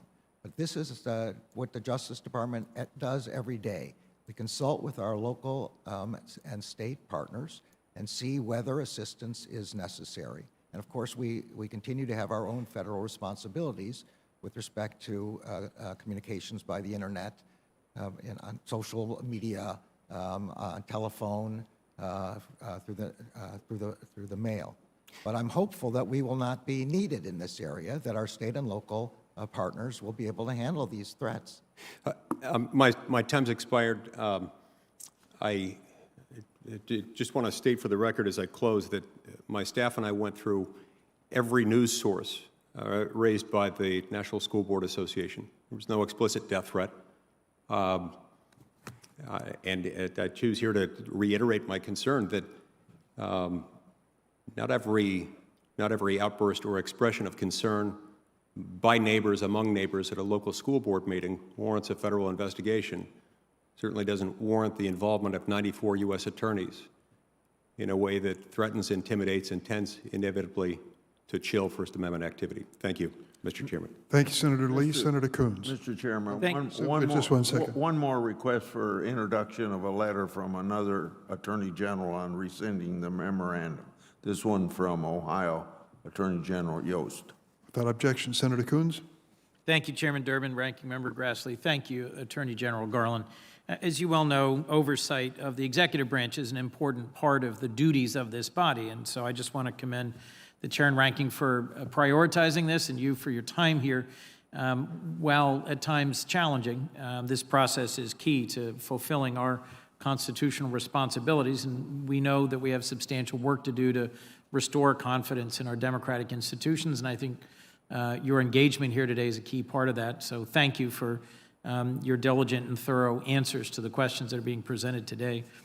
Let me just start with a question about some characterizations that are being made here and in other settings about the trajectory of the Biden administration in terms of responding to violent crime. Some are asserting that the Department of Justice is focused on defunding the police or hamstringing or undermining law enforcement.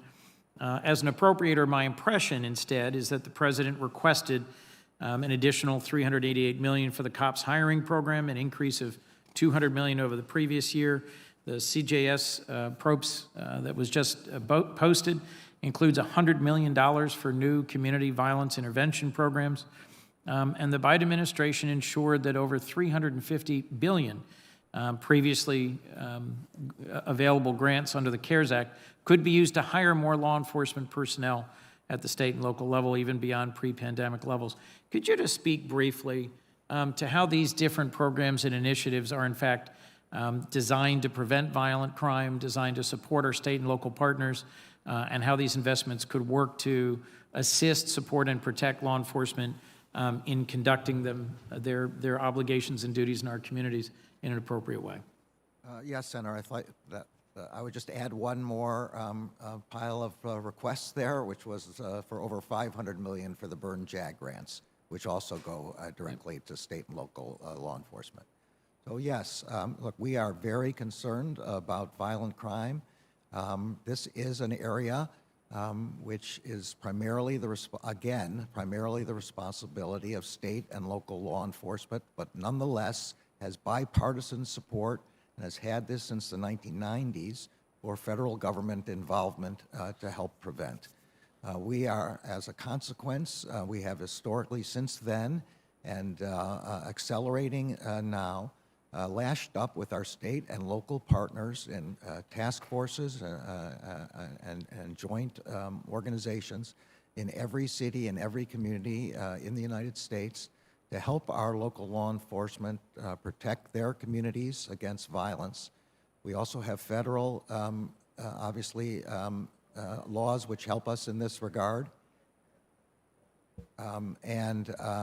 These include money that we've requested for DEA, for ATF, for the FBI, for the Marshal Service, all increases to allow us to support these circumstances. And as we've discussed before, my hometown is one where I was responsible for local law enforcement when I was an elected county official.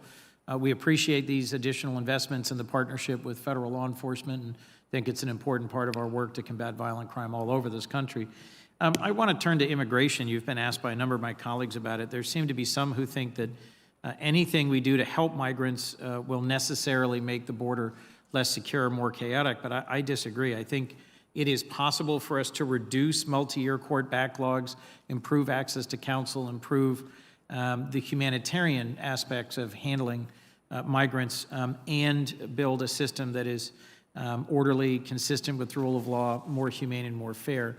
I'd love to understand how we in Congress can help you through legislation, as well as through funding to reduce immigration court backlogs, improve access to counsel, improve the process, and also contribute to securing our southern border. Do you have thoughts you care to share briefly, or would you be willing to share those with us in writing? Well, I'll be happy to have the department get back to you in writing, but I will say we have requested additional funds so that we can put an additional 600 personnel, including 100 immigration judges, into our Executive Office of Immigration Review so that we can do the kind of acceleration that you're talking about. We've made a number of internal changes with respect to the way cases are handled in order to accelerate that. But we do need more money in that respect, and I've made that plea already to the Appropriations Committee, but be happy to get back to you in more detail. And just superficially, is it your understanding that when applicants for asylum have access to counsel or to legal counseling, the odds that they return for their final disposition and the odds that they will have a fair and appropriate process go up? Well, I certainly think the odds that they have a fair and appropriate process would go up. It seems quite logical that the odds of them returning for their proceedings would go up because they would know they would have that opportunity. I don't know any of the statistics about that, though. Understood. On intellectual property, as you know, long a concern of mine, I just briefly wanted to mention, back in December of 2019, DOJ Antitrust issued a statement jointly with NIST and the Department of Commerce and the U.S. Patent and Trademark Office, recognizing that when a patent involved in voluntary standard-setting efforts, these are typically global efforts around critical communications technologies and others, that all legal remedies should be available when a patent's infringed. And that policy ensures competition, incentivizes participation in standard-setting activities, and plays a vital role in bringing the benefits of innovation to Americans. It's also critical for our global competition with China and other countries. I'm hearing DOJ has imminent plans to abandon that position or reverse it and replace it with one that does not embrace the availability of all remedies. Given that there are nominees in process, likely now for both AAG for antitrust and now for Patent and Trademark Office, would you commit to waiting until there are Senate-confirmed leaders in these positions before a change in policy? I would love to have Senate-confirmed leadership in the antitrust division, and everything you can do to make that go swifter would be greatly appreciated. I have to say this is a bit outside the area of my own expertise, but nothing, I assume any such thing would have to come through me before it would be announced. Nothing like that has come to my office yet. Well, I'd welcome the opportunity to stay in communication with it. My last quick question relates to the Office for Access to Justice, which has in the past, under a previous administration, been a leader in debtors' prisons and the criminalization of poverty. Tomorrow, this committee will hold a vote on the Driving for Opportunity Act, a bipartisan bill I'm leading with Senator Wicker and a number of members of this committee, and it will make progress in terms of ways in which a decades-old practice of stripping people of their driver's licenses for unpaid court-related fees or fines, which advances the criminalization of poverty, will be reversed. Could you say just a moment about the plans for the Office of Access to Justice and your view about the importance of continued progress in criminal justice reform? Yes, Senator. Equal justice under law is inscribed in the pediment above the Supreme Court, and it's a core principle of American democracy. But you can't have equal justice under law if you don't have access to justice. And for much of my career as a judge, and even before that, even before being in the Justice Department, and in addition, even as a lawyer in private practice, I've been concerned about getting access to attorneys so that lawyers, so that people who need help with their individual circumstances can have assistance. The President issued an executive order on this. We have, and there is a report, I'm not positive whether it's public, but I believe it is, with respect to reinvigorating the roundtable, whose job it is to address this question, of which I believe I'm a co-chair. We are, I asked for a review within the department, and we have determined that we should stand up once again an independent, within the department, Office of Access to Justice. We have enough money to do that in the very short term, but our, not to talk too much about requests for money, but our FY22 budget request does ask for a significant appropriation so that we can stand up a staff and get that office going. Great. Thank you, Mr. Attorney General. Thank you, Mr. Chairman. Thank you, Senator Coons. The committee is going to stand in recess for 5 minutes. When we return, Senator Cotton is up if he is here. If not, Senator Kennedy.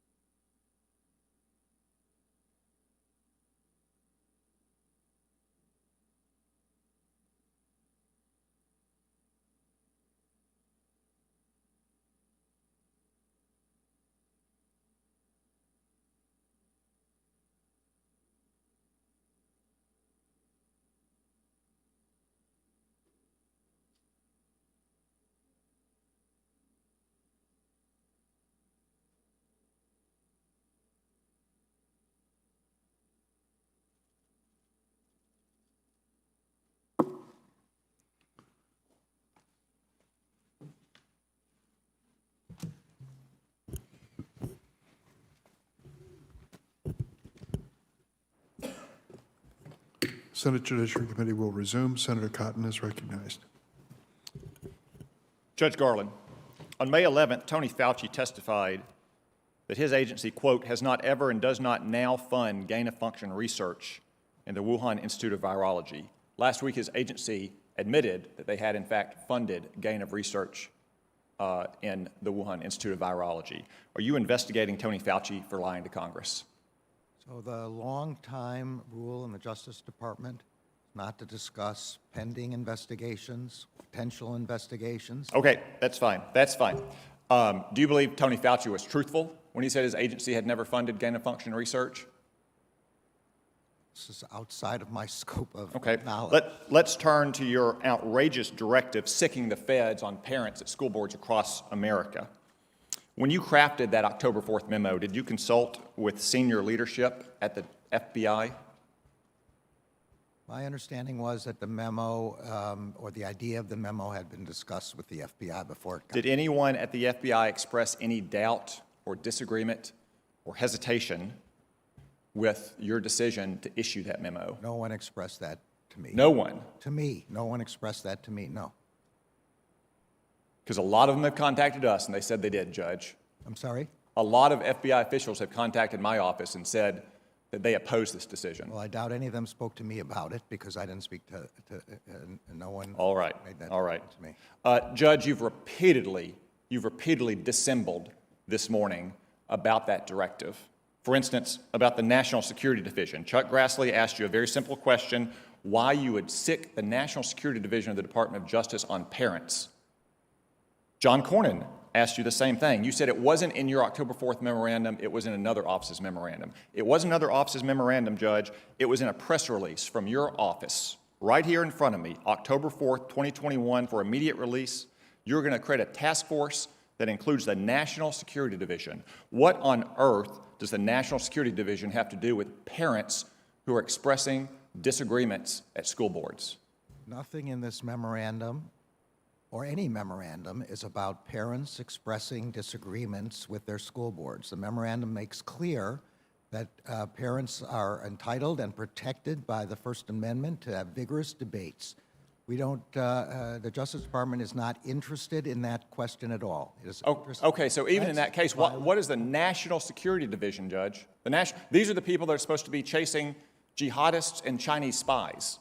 What does the National Security Division have to do with parents at school boards? This is not, again, about parents at school boards. This is about threats of violence. Okay, let me turn to that because you've said that phrase repeatedly throughout the morning. Threats or violence and threats of violence. Violence and threats of violence. Yeah. We've heard it a dozen times this morning.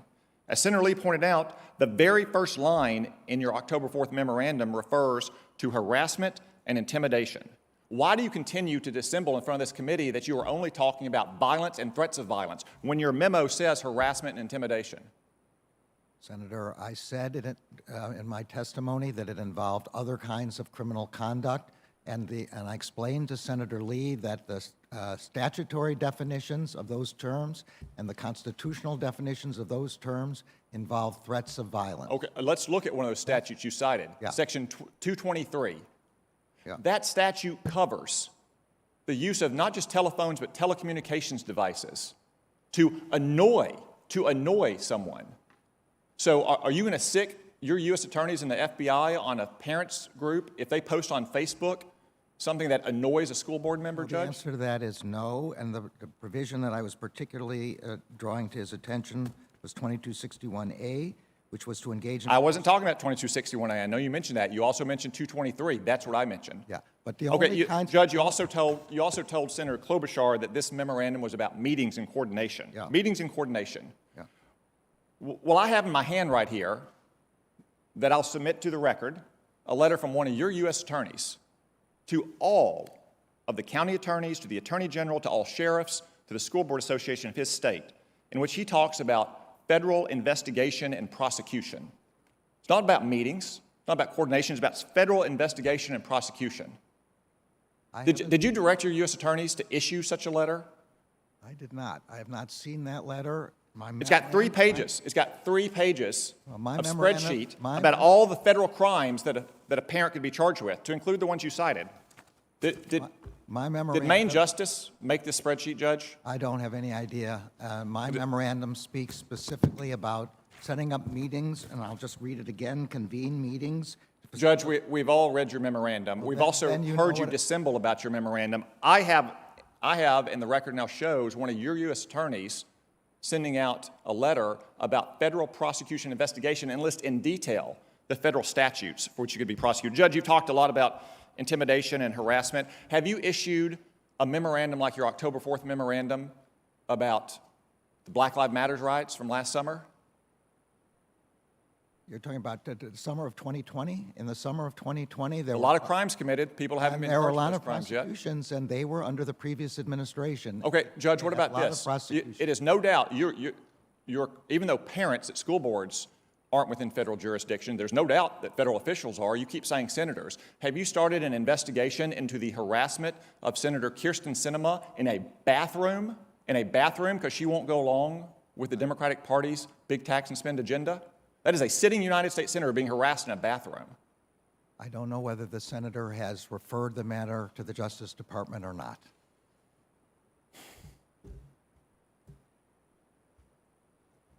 You've cited as the basis for that directive the National School Board Association's letter of September 29th. Was that directive being prepared before September 29th, before the School Board Association letter was issued?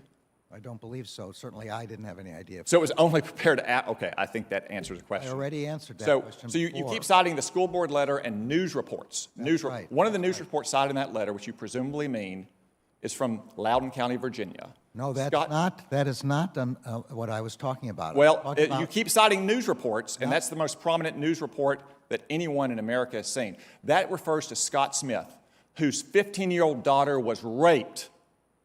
She was raped in a bathroom by a boy wearing girls' clothes, and the Loudoun County School Board covered it up because it would have interfered with their transgendered policy during Pride Month. And that man, Scott Smith, because he went to a school board and tried to defend his daughter's rights, was condemned internationally. Do you apologize to Scott Smith and his 15-year-old daughter, Judge? Senator, anyone whose child was raped is the most horrific crime I can imagine, and is certainly entitled and protected by the First Amendment to protest to their school board about this. But he was That is- cited by the School Board Association That's fine, as a but that's domestic not- terrorist, which we now know that letter and those reports were the basis for your. No, no, Senator, this is that's wrong. shameful, Judge. This That's- is shameful. that's- This testimony, your directive, your performance is shameful. That's not correct. Thank God you are not on the Supreme Court. You That- should resign in disgrace, Judge. General Garland, do you want to complete your answer on? Okay, I wasn't sure there was a question there, but let me be clear. The news reports I'm talking about were not the news reports in that letter. They were other news reports that everybody here has heard about, subsequent reports that everybody has heard about. There is nothing in this memorandum, and I wish if senators were concerned about this, they would quote my words. This memorandum is not about parents being able to object in their school boards. They are protected by the First Amendment. As long as there are no threats of violence, they are completely protected. So parents can object to their school boards about curriculum, about the treatment of their children, about school policies. All of that is 100% protected by the First Amendment, and there is nothing in this memorandum contrary to that. We are only trying to prevent violence against school officials. Thank you. Senator Hirono. Thank you, Mr. Chairman. I'd like to insert into the record the Washington Post article by Salvador Rizzo that is entitled "The False GOP Claim That the Justice Department is Spying on Parents at School Board Meetings." I'd like to insert this article into the record. Without objection. It's good to see you, Mr. Attorney General. Thank you, Senator. I will quote from the first sentence of your memo. In recent months, there has been a disturbing spike in harassment, intimidation, and threat of violence against school administrators, board members, teachers, and staff who participate in the vital work of running our nation's public schools. This is a fact. We have all seen the news coverage of people actually threatening to hurt school board members for going about their jobs. That is a fact. So when I listen to my Republican colleagues going on about the intent of this memo, I'm again reminded of that they often take the position to not believe what that we should all not believe what we see with our own eyes. It's like characterizing the January 6th insurrection as just a bunch of tourists visiting the Capitol. Give me a break.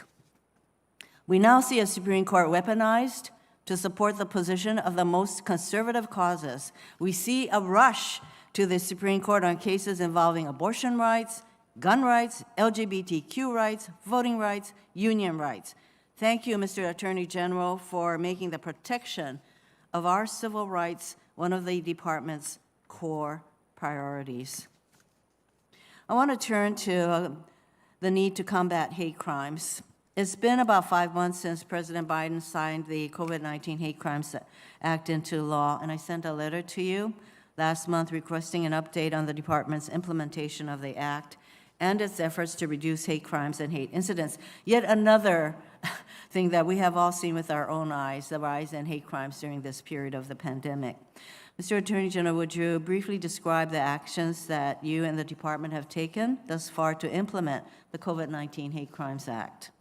Thank you, Senator. Even before the act, I had issued a memorandum within the department to assess how we were dealing with hate crimes and to better organize the manner in which we were doing that. And then we're grateful that the Congress passed the COVID-19 Hate Crimes Act. Since then, I issued a subsequent memorandum based on what the Associate Attorney General and the Deputy Attorney General had provided in terms of the department's progress under that act. And I believe we have now implemented everything that was required of us in the act. But that, of course, doesn't mean we've solved hate in America. But we have done the things that the statute has asked us to do. I've appointed a coordinator for all hate crimes matters. I've appointed a expediter in the Civil Rights Division's criminal section to expedite our investigations. We've established a task force, federal law enforcement and U.S. attorney's offices meeting with state and local law enforcement to coordinate, to explain, to develop strategies with respect to hate crimes. We've had trainings for state and local, territorial, and tribal law enforcement to help them recognize these circumstances. We've established a language coordinator, a facilitator, so that our memorandum and press releases in these regards can be translated appropriately. And we've asked for a considerable additional funds in our appropriations so that we may give more money to state and locals, tribal and territorial law enforcement to assist in these matters. I appreciate the efforts you have taken, and I think that this will result in, of course, some factual information about the extent of hate crimes and incidents in our country so that we can better prevent and prosecute as appropriate. You've been asked before, I think in the House hearing, about the China initiative. If we end the China initiative, will we no longer go after economic espionage and IP threat by China? There are two issues here that we always have to keep uppermost in our mind. One is that the People's Republic of China is a serious threat to our intellectual property. They represent a serious threat with respect to espionage. They represent a serious respect with respect to cyber incursions and ransomware in the United States. We need to protect the country against this. And we will, and we are bringing cases in that regard. The other thing that always has to be remembered is that we never investigate or prosecute based on ethnic identity, on what country a person is from or came from or their family. Thank you. Came from. I'm sorry, were you? That's all right. Were you done? Yeah. The reason I ask about the China initiative is that under the previous administration, which instituted this so-called initiative, that there appears to have been racial profiling, which basically ruined the lives of a number of Chinese people. I want to give an example. The Justice Department, previous administration, dragged Dr. An Ming Hu, a professor at the University of Tennessee, through a 2-year espionage investigation, causing him to lose his job. At the end of the investigation, DOJ lacked any evidence of espionage and instead charged Dr. Hu with wire fraud and false statements for apparently failing to disclose his association with a Chinese university on a NASA grant application. His trial ended in a mistrial, after which a juror said she was, quote, pretty horrified by the lack of evidence, end quote. When DOJ sought a new trial, the district court granted Dr. Hu's motion for an acquittal, finding no harm to NASA and no evidence that Dr. Hu knew NASA's funding restriction applied to Chinese universities. So I would say from your answer that regardless of whether we have something called the Chinese initiative, you have no intention of not paying attention to espionage and other bad acts by China. So I'd say we should get rid of this initiative that results in racial profiling. Thank you, Mr. Chairman. Senator Kennedy. Good morning, General. Morning, Senator. There's a lot that I couldn't get to. General, I'm looking at this letter from one of your U.S. attorneys from October this year, where he wrote to the Montana Attorney General, all the county attorneys, and all the sheriffs in his jurisdiction, suggesting ways that parents could be prosecuted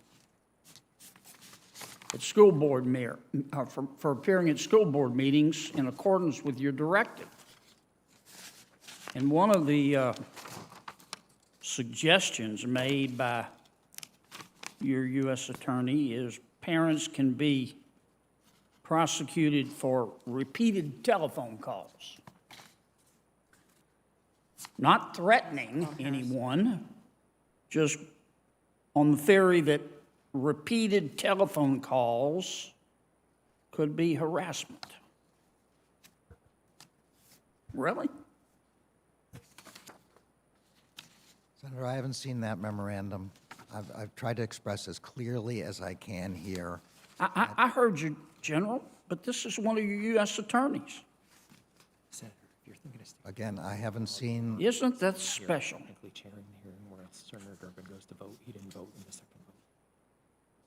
General, you're just a vessel.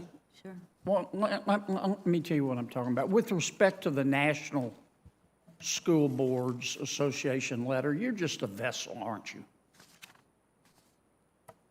I'm not sure what you mean by that, but I signed this memorandum. I worked on this memorandum, and this memorandum is my memorandum. Well, let me tell you what I mean. We know School Board.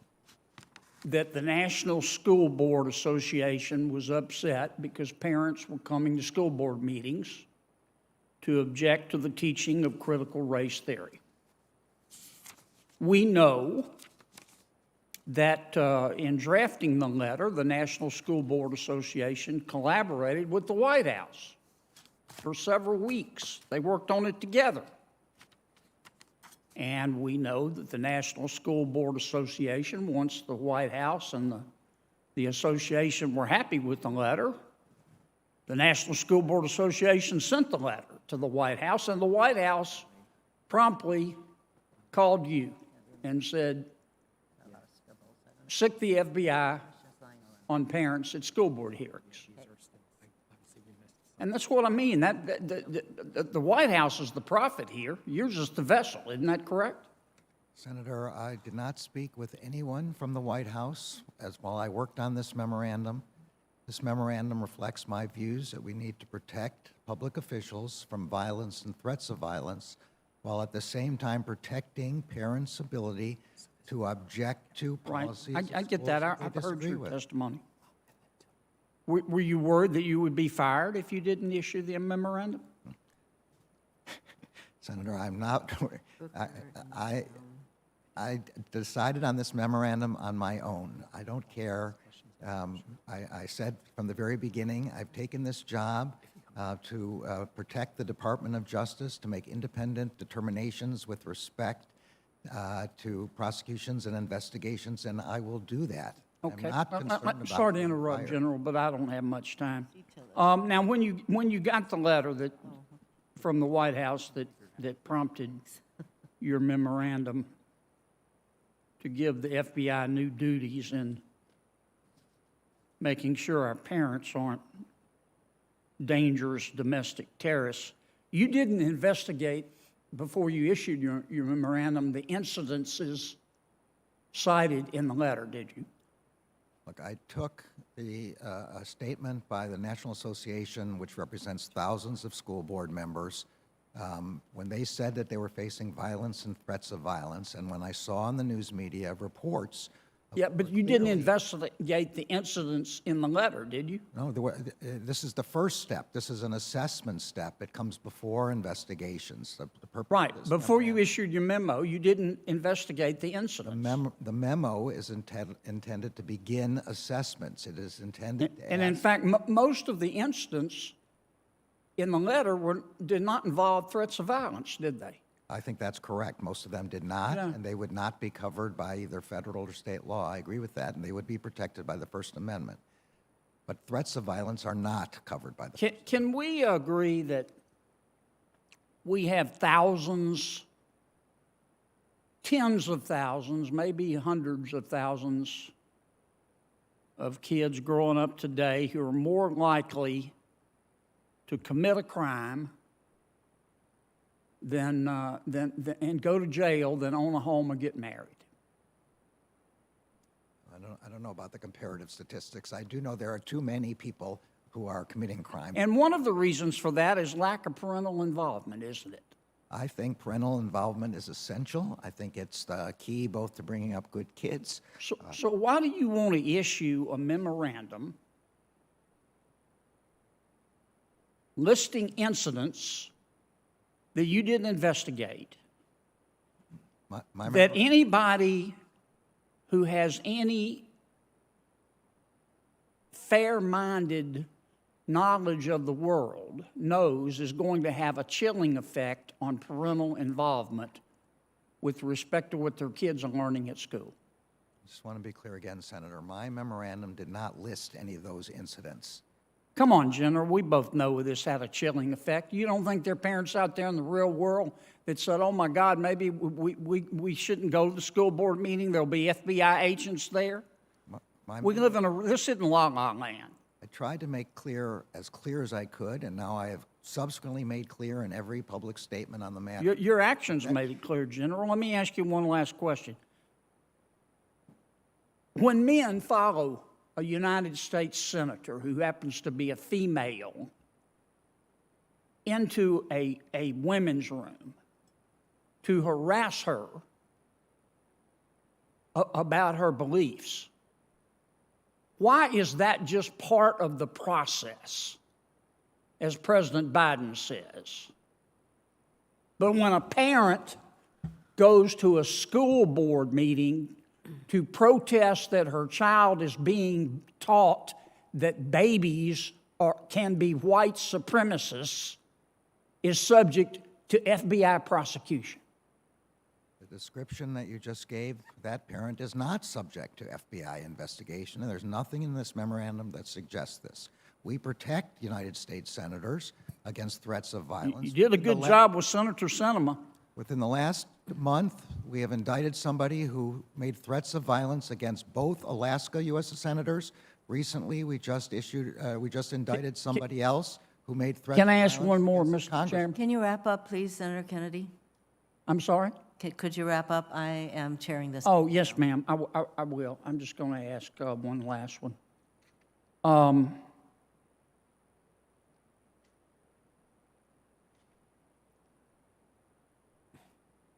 What led you to conclude before you issued your memorandum sicking the FBI on parents that law enforcement at the state and local level couldn't handle it?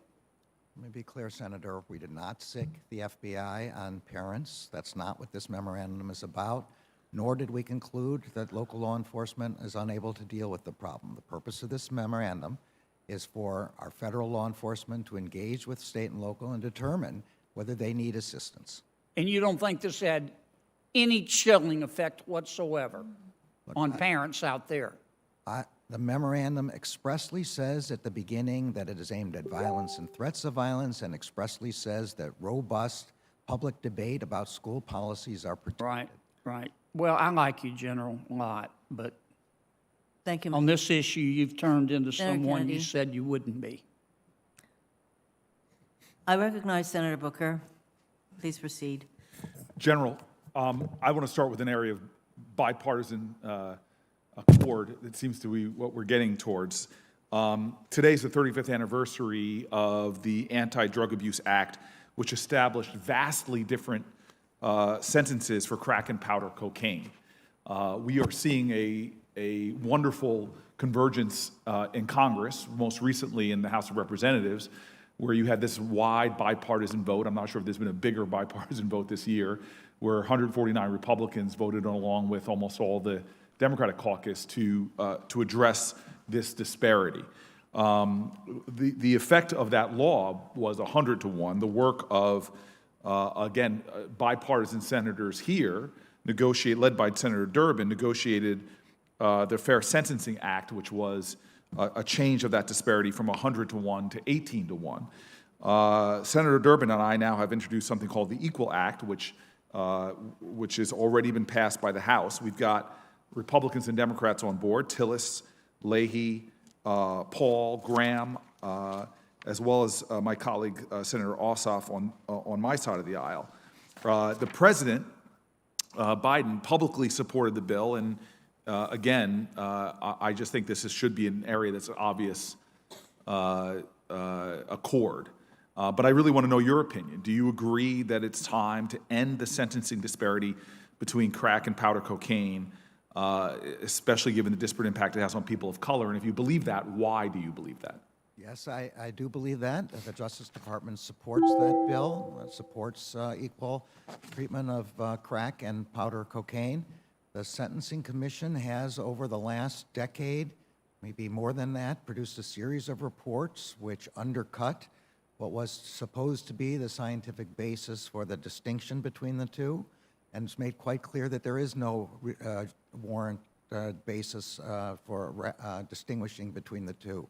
So once that is undercut, there's going to be no grounds for that. On the other hand, on the other side, not only are there no grounds for it, it clearly does have a disparate impact on communities of color, also clearly recognized by the Sentencing Commission statistics. You have that kind of circumstances, there's no justification for this, and we should end this.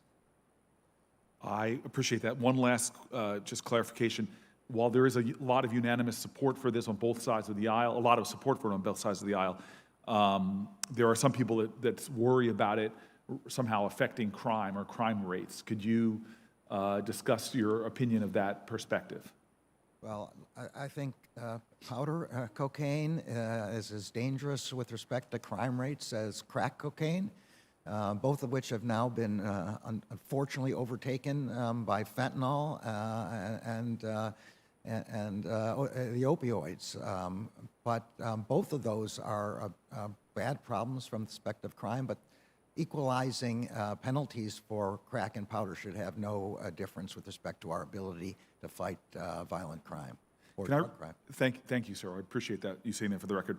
Can I revisit what Senator Durbin brought up at the top? And this is a letter that he and I sent you regarding the people that are currently on home confinement. In the last days of the Trump administration, on January 15, 2021, the Justice Department's Office of Legal Counsel issued a memo arguing that the BOP must re-incarcerate everyone on the CARES Act home confinement at the end of the covered emergency period if they do not otherwise qualify for home confinement. Now, these are folks that were pretty extremely scrutinized beforehand. They've been returned to their communities. They have been re-engaging with family, with children. They have are folks that are not showing any criminal activity or any problems Senator Durbin and I really believe, and we were urging the Department of Justice to rescind this Trump-era memo, which incorrectly concludes that people who have been released to home confinement and who have abided by the conditions of their relief must be torn away from those families and go back to BOP custody. And so I just really would love to know where you stand on this issue. To me, it's an issue of justice. It's an issue of restorative justice. It's an issue of compassion and understanding the collateral consequences of ripping people back and putting them in prisons unnecessarily, not to mention the cost to taxpayers. Clearly, I have my opinion, but I'd like to hear yours. Look, I agree with you. It would be a terrible policy to return these people to prison after they have shown that they are able to live in home confinement without violations. And as a consequence, we are reviewing the OLC memorandum that you spoke about. We are also reviewing all of other authorities that Congress may have given us to permit us to keep people on home confinement. And as you know, we are also, and the President is reviewing the extent of his clemency authority in that respect. How long should we expect that review before you make a determination? I can't say exactly, but Are we talking 6 months or less than 6 months? I'm not exactly sure how long that will take. It may require rulemaking, and so that may take more time. But we can be sure that it will be accomplished before the end of the CARES Act provision, which extends till the end of the pandemic. And so we are not in a circumstance where anybody will be returned before we have completed that review and implemented any changes we need to make. Okay, and then in regards to just compassionate release in general, will the Department of Justice consider filing motions for individuals on home confinement who reside in judicial districts like the 11th Circuit, where courts have interpreted compassionate release statutes to cover only medical age and family circumstances grounds? Obviously, there's still a pandemic, and we know that putting people into environments greatly increases their chances. I'm concerned about restrictions on compassionate release in places like the 11th Circuit. This is something I haven't thought about, Senator. I guess the Bureau of Prisons, which is the agency that decides those questions, has to have a uniform policy across the country. I hadn't thought of the possibility of making distinctions based on which circuit, because you're quite correct, the different circuits have different views about the scope of compassionate release. I'll take that back for consideration if it's all right with you. All right, I have some concerns about First Step Act implementation, which I'll ask in writing to you. I want to be respectful of my colleague, my friend, the senator from the great state of Oklahoma. Ouch. I'm sorry, sir. Forgive me, Omaha. Omaha's not a state, brother. I'm sorry. Where are you from, sir? We used to be able to beat Stanford in football, and we will return. Chairwoman, yeah, thank you. Sorry, Corey's not as funny as I thought he would be there. Attorney General, I know you're tired of talking about the memo. I'm not. But, did you say you're not? I'm happy to answer any questions you have, Senator. I think most of us and most of the American people are just sort of flabbergasted if your answer is you have no regrets about this memo. Is that what you're telling us? You think this was wise? Senator, the obligation of the Justice Department is to protect the American people against violence, including threats of violence, and that particularly includes public officials. I think that is still a concern for the department. This memo doesn't do anything more than ask our law enforcement to consult with state and local law enforcement to determine whether they need assistance in this regard and whether there are any federal jurisdictional issues involved. General, recognizes the right. You and I both know that it is political hackery that brought that topic to your desk, not reality. I am strongly against all violence against everyone in public life and all threats of violence. You've not at any point here given us any data that show why this would in any way be a federal priority at this time. The chairman, not here right now, but Chairman Durbin has repeatedly talked about how this morning he Googled it and is pretty convinced there must be lots of threats. Can you help us understand why so many states are disconnecting their organizations from the National Association of School Boards. You are aware that the National Association of School Boards has recanted of the memo, correct? You know they've rejected their own letter to you, or you're aware of that? I read their letter. Their letter doesn't recant their concerns about safety. It recants some of the language in their letter. We're all for safety. Which I did not adopt. The language that they have recanted, I never adopted and never would adopt. Why did the Ohio School Boards Association sever their relationship with the National School Boards Association? I don't know. Why did the Missouri School Boards Association sever their relationship with the National School Boards Association? Why did the Pennsylvania School Boards Association sever their relationship with the National School Boards Association? Because this was political hackery.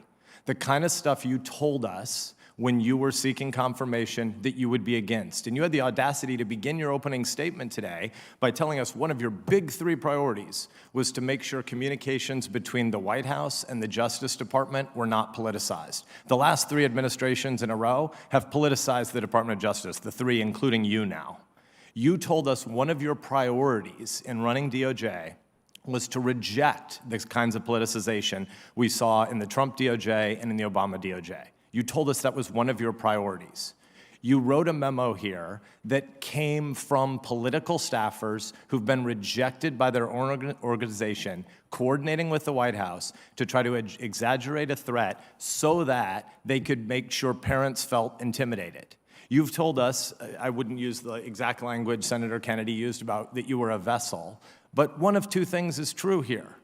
Either you were just a vessel of political comm staffers at the White House, or you yourself are in favor of politicizing the DOJ. You told one of my colleagues a minute ago that you've not read the memo from the U.S. Attorney for Montana. I'll read it to you if you want, or I'll bring it to you and you can read it. This is one of your direct reports. It's an insane letter. The U.S. Attorney for Montana takes as predicate for why he's doing what he's doing your memo, and on October 14th, he sends a list of all the counterterrorism statutes that should be considered to be used against parents who are upset about things that might be happening at their school boards. Maybe there's lots of specific evidence of violence being threatened against school board members in Montana, but his memo, or his response to your memo, includes a letter where he says that anonymous telecommunications harassment, repeated telephone calls, or repeated harassing communications should be things that are potentially brought up as the basis for federal charges against parents. Do you agree with this letter of October 14th? Senator, I'm going to say again, this is aimed at violence and threats of violence, and I don't care whether they come from the left or from the right or from up or from down. I don't care if they're in favor of curriculum or against a particular kinds of a curriculum. We can imagine this, all these kind of these arguments against school boards coming from either the left or the right. It doesn't matter. Arguments against school boards are protected by the First Amendment. Threats are not protected by the First Amendment.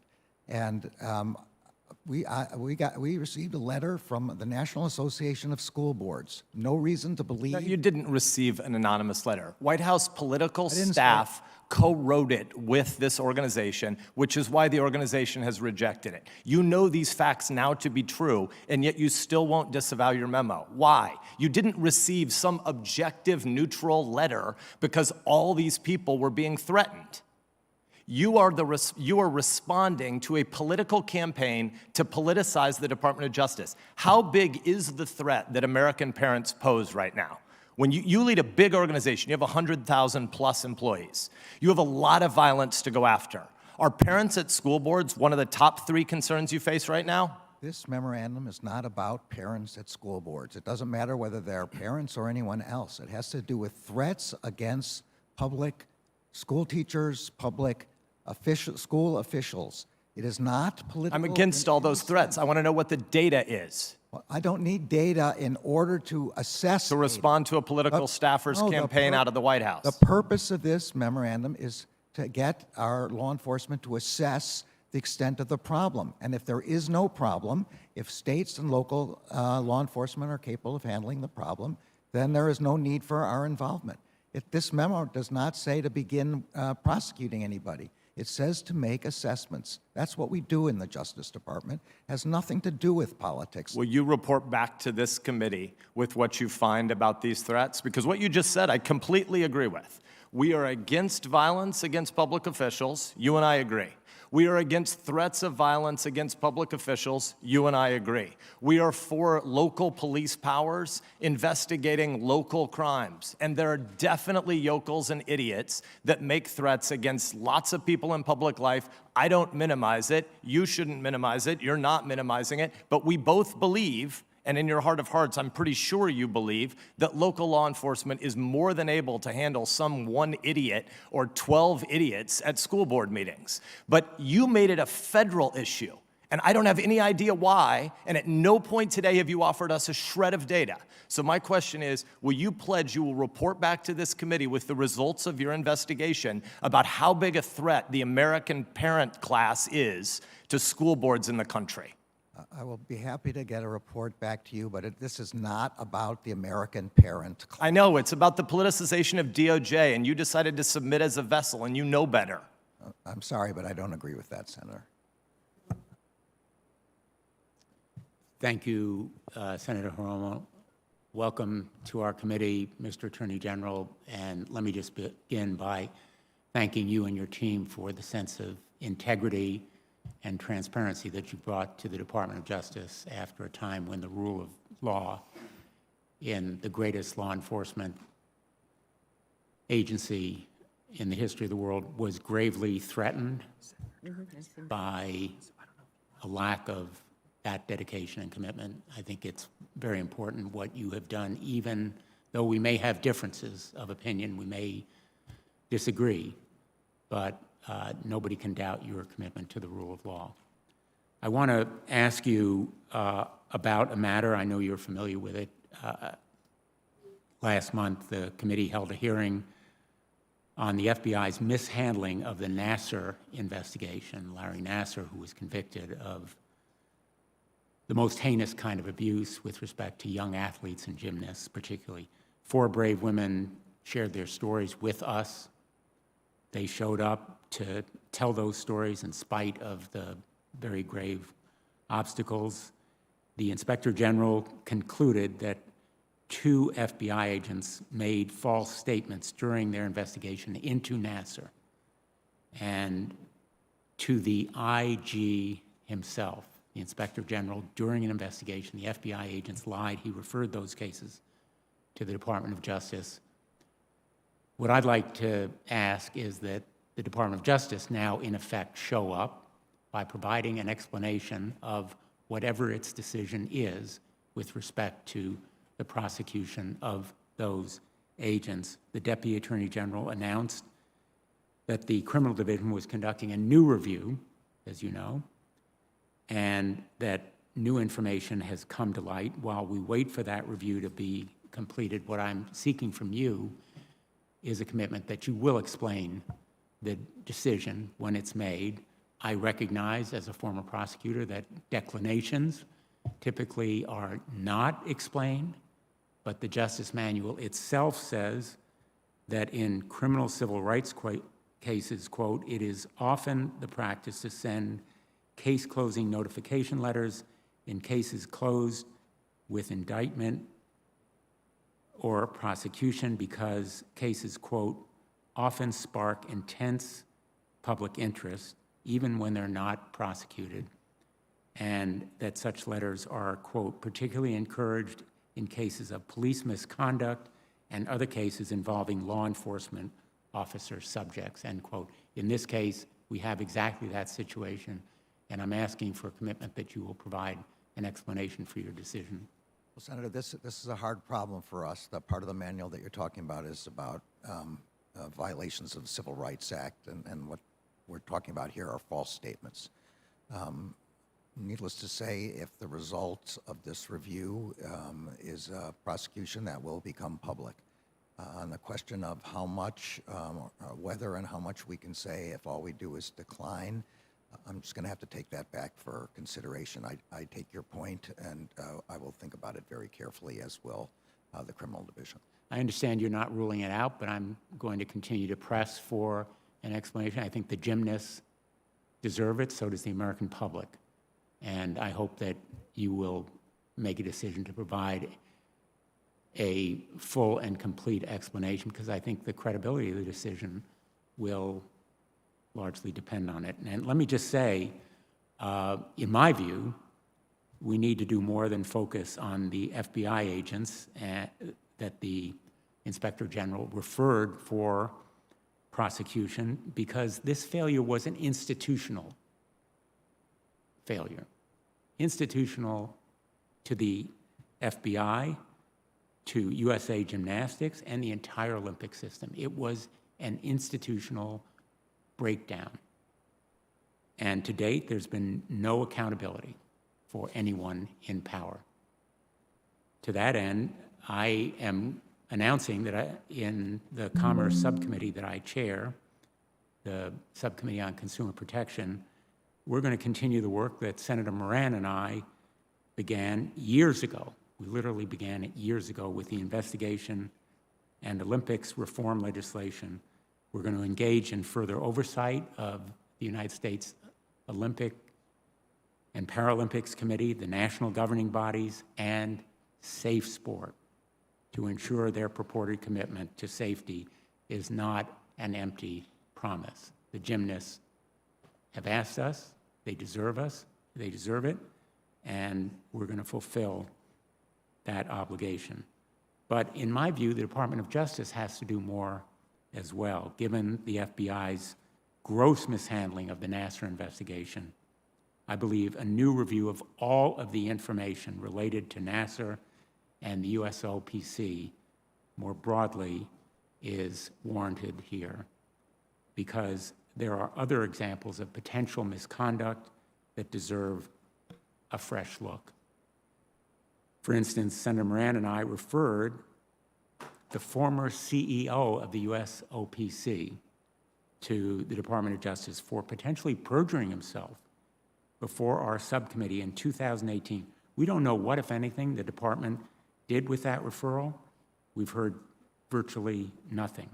In addition, the former U.S. attorney for the Southern District of Indiana, whose office was involved in the Nassar investigation, is now representing one of the disgraced FBI agents. He's representing one of the FBI agents referred for prosecution.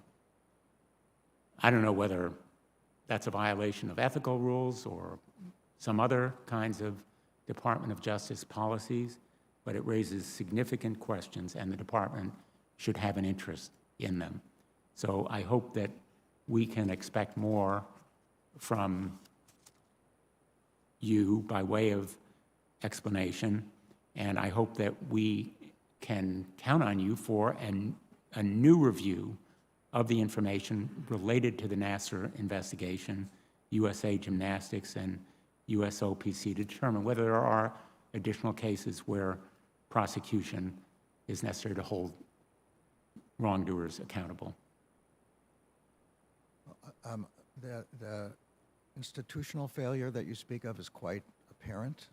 I thought that the testimony by the gymnasts was, as I said, heart-wrenching, and they were courageous. The FBI director has adopted all of the recommendations of the Inspector General and is putting them into effect. And in addition, we have adopted new regulations, new authorities in the department to be clear that if the FBI is investigating a case of assault on a child and determines that it no longer that it doesn't have jurisdiction, it immediately inform the relevant state or local prosecutors and law enforcement. This is what didn't happen in the Nassar circumstance, and ensure that is done so that the state and local will be able to continue. Likewise, with respect to transfers from one FBI office to another failure under those in that case, that those be monitored to ensure that those transfers occurred. We take this extremely seriously. What happened is just awful. And you have the commitment of the Justice Department and of the FBI Director and of the FBI to make these kinds of institutional changes to ensure that this doesn't happen again. I appreciate those points, but as you well know, because of your own long and impressive record as a prosecutor, there's nothing like accountability, individuals being held accountable to send a message, particularly a deterrent message, to an institution. Thank you, Madam Chair. Thank you, Senator Blumenthal. And I have a list from the Republican side, and this is the order they've given me. Correct me if I'm wrong. Tillis, Blackburn, Hawley, and Cruz. We have 2 Democratic senators who have not asked at this point. We'll wait to see if they arrive. Senator Tillis?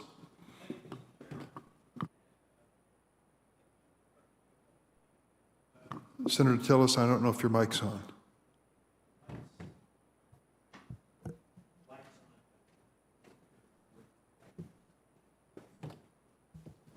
Better? Better. You may regret it. But, Mr. Attorney General, thank you for being here. You know, in response to the memo, I know you've repeatedly said this is not about parents. 15 years ago, I was PTA president at my daughter's high school. Participated in a lot of school board meetings, and I still watch it on public access back in Mecklenburg County when I'm home. The basis for your memo was substantially the letter that you all received. Is that correct? That was an important part of it, yes, Senator. Do you, do you think there was an empirical, I've seen some of the widely reported situations in some school board meetings, but is there really any empirical basis for, I've seen a lot of raucous school board meetings. I've participated in them. Is there really any empirical basis? Did the DOJ do any real work outside of the public reporting to say that there's a disturbing trend that required the kind of what we consider to be overreach on behalf of the DOJ?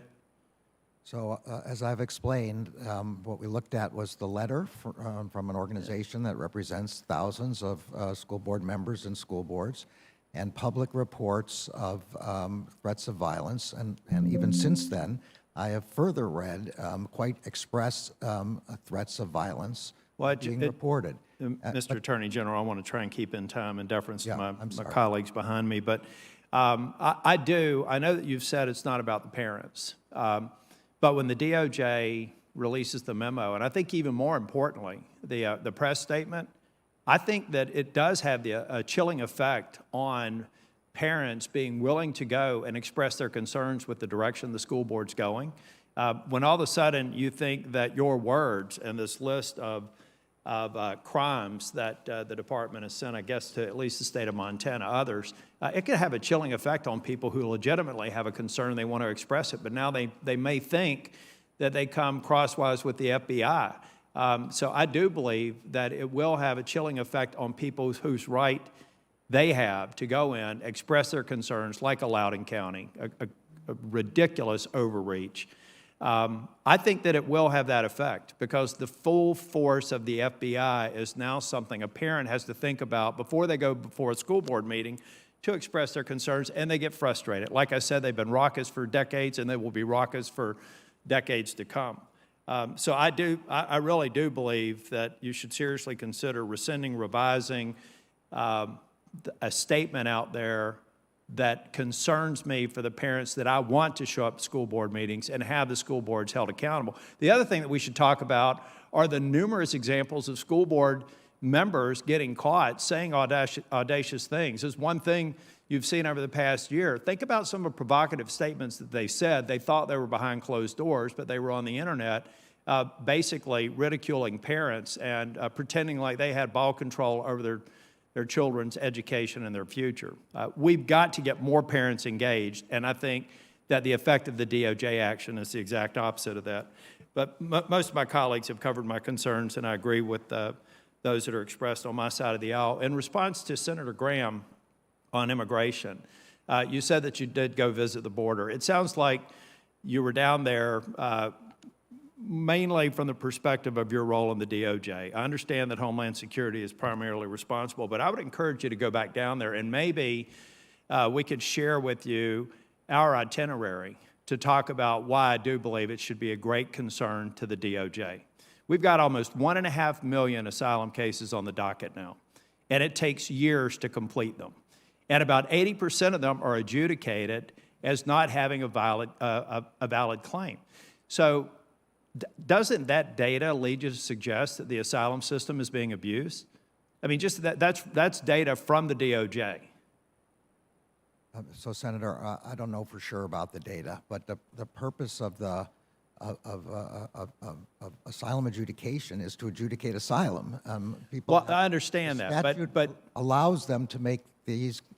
This is a statutory question. I'm not an attorney. Not a Justice Department. I'm not an attorney. You're an accomplished judge. So I'm looking at this just from a practical standpoint.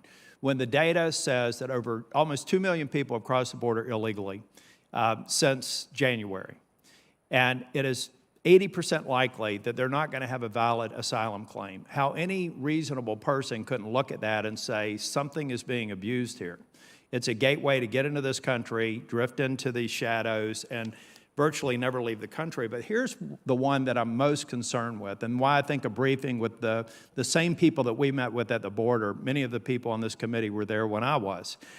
Hundreds of gotaways a day getting across the border. And gotaways are not the ones that that want to be processed through asylum. They want to evade detection. They want to drift in. How on earth can we assume that there's anything but a malign purpose for them trying to evade detection? Otherwise, you just get into the system. You're going to be here for years. You're going to abuse the asylum system. They're skirting it to the tune of a couple of hundred a night. And this has been going on for months. So now we have thousands of people who came into this country. When the cartels set a pick, they'll send about 50 people over to engage the Border Patrol so that they can send another couple of hundred into our society.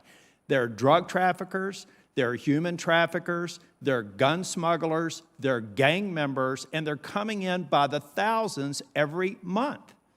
That is a DOJ problem. That is a crime in our communities problem, and it's actually making the Hispanic communities, the majority of which are coming over are Hispanic, those communities less safe. I would really encourage you to go back to the border and look at it from the perspective of your role as Attorney General and the hundreds and the thousands of illegals who are coming across our border every day, many of them drifting in and evading detection and making our communities less safe. I do have a number. I've got intellectual property, a number of implementation issues that I'm going to submit for the record. But, Mr. Garland, we have a problem at the border, and the DOJ has to engage and recognize that part of that problem you're going to have to fix. We got to stop the $13 million a day that the cartels are getting for human trafficking. That's a documented number. We've got to stop the tons of fentanyl and drugs that are poisoning Americans because we have an out-of-control border situation. This is a law enforcement issue. I understand it's an immigration issue, but we have to get you, I think, read up the same way that we were the last time we were at the border. I'd really encourage you to go back down there again, talk with the people on the ground, and understand why this is going to make your job more difficult, and it's already making America much less safe. Thank you, Mr. Chair. Senator Padilla. Thank you, Mr. Chair. Let me begin with a comment before I get to a few issues and a few questions, particularly in light of recent comments from some of my colleagues about immigration, migration, what is, what isn't happening. And I want to start by recognizing Senator Coons' remarks earlier, who asked you about what you're doing to address the backlog in immigration courts, right? One of the best, most smart approaches to tackling unlawful migration is to improve the effectiveness, the efficiency of lawful migration. It's not just investing in immigration courts, but access to counsel. And I just want to add that these are issues that my office hears about on a very regular basis. And so I was heartened that you'll be asking for additional resources to address those issues. This is certainly an area where money is needed to improve the processing of immigration cases while ensuring due process. Now to my questions. First, a response that I and several of my colleagues have been waiting on since April 15th, when I and 7 other members of Congress sent you a letter concerning the department's funding and oversight of predictive policing tools. which are deployed by law enforcement throughout the country.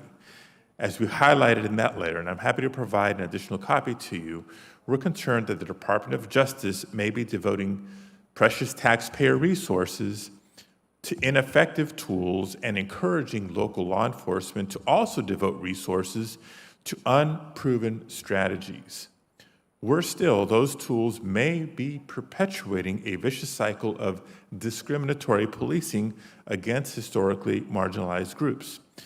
Because we have not yet received a response, we do not know, for example, what, if any, conditions there are by the Department of Justice on the agencies and departments who deploy predictive policing tools with the aid of federal funds. I find this unacceptable. So, Attorney General Garland, it's been over 6 months since our letter was sent to the Department of Justice, and we have yet to receive an official response. Can you explain the delay and when we can expect a response? I can't explain the delay. I don't know what the reason is, but I will immediately take this back and be sure that the Office of Legislative Affairs responds to your letter. Okay, we'll get you another copy of that letter before we leave here today. Next issue. As most, I believe, we should all agree, we need an open and competitive economy that also works for workers. We talk a lot about entrepreneurism, capitalism, consumer protection, but we need an economy that also works for workers, and this demands the Department of Justice's attention to combat artificially suppressed compensation, employer collusion, and increasing inequality. For example, non-compete clauses or no-poach agreements limit the ability of many workers throughout our economy to switch to better paying opportunities or start their own businesses in a number of sectors. Antitrust protection for labor organizing does not yet explicitly extend to gig economy workers who are classified as independent contractors by their employers. And corporate consolidation can limit the pool of companies in a labor market competing to attract and retain workers. Attorney General Garland, what is the Department of Justice doing to ensure that there's competition in our labor markets? And is this yet another area where the department needs additional resources to fulfill the mission laid out by President Biden? Thank you for the question. The Justice Department's Antitrust Division agrees, I don't know if you can hear either, agrees that competition in labor markets is as much a part of the antitrust laws as competition in product markets or consumer markets. We have a number of investigations involved in those areas that you're talking about. We have a criminal case, all public, on the no poaching issue. We brought cases and investigations regarding allocations of labor markets. So I think I can fairly say we agree with you. This is an area of concern, and it's an area of Antitrust Division focus. The Antitrust Division does need more money and more lawyers and economists and investigators. It was down substantially to one of the lowest head counts in quite a number of years. And we very much need to build that back. And that's why our FY22 appropriations request asks for a substantial increase in money for the Antitrust Division. Okay, wonderful. Well, I look forward to supporting those requests for additional resources. And finally, in the time remaining, yet another topic. Earlier this month, this committee released a report detailing former President Trump's scheme to pressure the Department of Justice and overturn the will of the people who voted for now President Joe Biden so that he could serve again as president. The report outlined behavior that follows a pattern and practice of intimidation, coercion, and outright bullying by the former president's administration. If we don't hold these bad actors accountable, we face the possibility of eroding public trust in our institutions. Americans are looking for accountability, and they're looking to you, Attorney General, as the leader of your agency to administer justice. My question is this: Are you willing to recommit yourself to pursuing every possible avenue and every possible lead for holding those accountable who have used public office to undermine and demean our democracy? So, as a general matter, the answer, of course, is yes. I don't want to talk about specific investigations except to point out what's already been stated publicly on the record, which is a component of the Justice Department, although an independent one. The Inspector General is examining the matters about which you're speaking. And I have full confidence that he will advise me and the department of what he finds, and that we will then take appropriate action. Okay, thank you. And just in closing, I would hope that that would include review and consideration of allegations documented in a recent Rolling Stone article where participation in the lead up to January 6th and on January 6th was not limited to just White House officials, but actual members of Congress as well. Thank you. Thank you, Mr. Chair. Thank you. We're going to recognize Senator Blackburn, then take a 5-minute break, return, and we have Senator Ossoff, Senator Hawley, Senator Cruz. And I just say to the 2 or 3 members who have said they might be interested in a 3-minute round, please be here. You have to be physically present because this has been a long day for all of us who've stayed here most of the time, particularly for the Attorney General. So Senator Blackburn, and then a 5-minute break. Thank you, Mr. Chairman. General Garland, thank you for being with us today. I have to tell you that it is with much disappointment that I have watched the DOJ be so politicized. And the way things have been carried out, when you look at the memo to parents, you've heard a lot about that today, and it's because we're hearing a lot about that. And I just have to ask you, knowing that you really helped bring to justice those that caused the Oklahoma City bombing, would you really honestly put parents in the same category as a Terry Nichols or a Timothy McVeigh? My God, absolutely not. Then why would you ever release a memo? I mean, did you write that memo? Did staff write that memo? What would have led you to do this? It is so over the top. Senator, there's nothing in the memo that in any way draws any comparison, anything like that. This memo is about violence and threats of violence. Sir, I have to tell you that that may be your opinion. And you know, many times perception is reality. And reading that memo myself, Tennesseans reading that memo, what they found in that memo, what they heard you say was if you show up and you question these school boards, you will be deemed a domestic terrorist. You could be investigated by the FBI. I mean, the FBI has a lot of other things that they should be focusing on. And the FBI should be there looking at issues like China. Now, the Knoxville FBI has been very concerned about China. So give me a little update. What's the status of the China initiative at DOJ? So, Senator, we regard People's Republic of China as an extraordinarily serious and aggressive threat to our intellectual property, to our universities. Okay, you're stonewalling me on that. We all know they're an aggressive threat. We continue to investigate. Okay. The PRC efforts to... Do you see them as an adversary?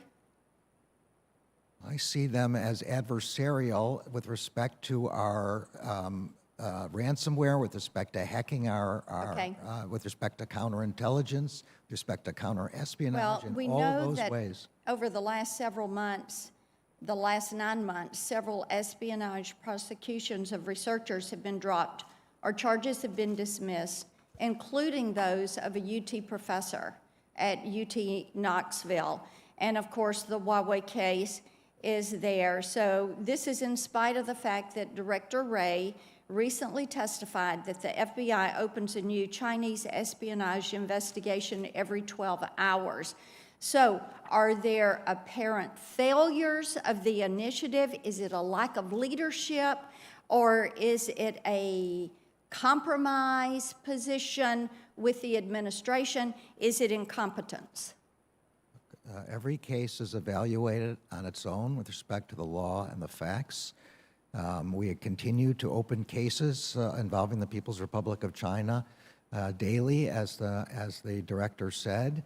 We will not in any way let up our concerns about Chinese. All right, I want to move on. I'm glad to know you're not going to go soft on China, because this administration is going soft on China. On your directive, going back to the School Board Association and the directive that you sent out, the NSBA has apologized. Are you planning to apologize to the parents of this country? Moms and dads? There is nothing in this memorandum that any parent should be concerned about. There's a lot that parents should be concerned about it. Let me ask you about the Durham investigation, because 44 senators joined me in a letter that we sent to you in August, and we still have not received a written response from you on the status of the Durham investigation. So will you provide for me a written status report of the Durham investigation? So the particular aim, I think, of the letter asked about the budget. And as I said at the House committee, Mr. Durham is continuing. And the only We way asked he for a could status update. Well, And we also ask that the report be made public, available to the public on the completion of his work. Will that be made public? So on both of those questions, his budget has been approved, as I already announced. And with respect to the report, I would like as much as possible to be made public. I have to be concerned about Privacy Act concerns and classification. But other than that, the commitment is to provide a public report, yes. Can you guarantee this committee that Special Counsel Durham has free rein to proceed wherever his investigation takes him without any political or otherwise undue influence or interference? There'll be no political or otherwise undue interference with Okay, Susan Durham's Hennessy. investigation. Susan Hennessy was recently hired to work in your National Security Division. This is a troubling hire because of her political bias. She has made several comments that show she is incapable of working impartially on sensitive matters within the National Security Division, particularly on the Durham investigation. For example, December 1st, 2020, Ms. Hennessy stated, and I am quoting, "Durham has made abundantly clear that in a year and a half, he hasn't come up with anything. I guess this kind of partisan silliness has become characteristic of Barr's legacy, but unclear to me why Durham would want to go along with it," end quote. So how can the American people be certain that she is going to be fair and impartial when she is on the record making those statements? So has she retracted that statement? Do you intend to ask her to retract that statement? I have to confess, I don't think I've even ever met Ms. Hennessy, and she has nothing whatsoever to do with Well, the you may Durham want to look at investigation. her. She is there in your National Security Division, and she is very much opposed to this. I want to thank you for your time. I am going to send a couple of questions to you for more complete answers, but I associate myself with the comments by my colleagues that the border issues have turned every town into a border town and every state into a border state. The amount of drugs, the amount of trafficking that is flowing in here, talking to local law enforcement, the way they're looking at the cartels. Mr. Attorney General, there is a lot that needs to be done to secure this country, and the parents of the kiddos in our school, they are not the problem. There are other problems that need your attention. Thank you, Senator Blackburn. The committee will stand in recess for 5 minutes.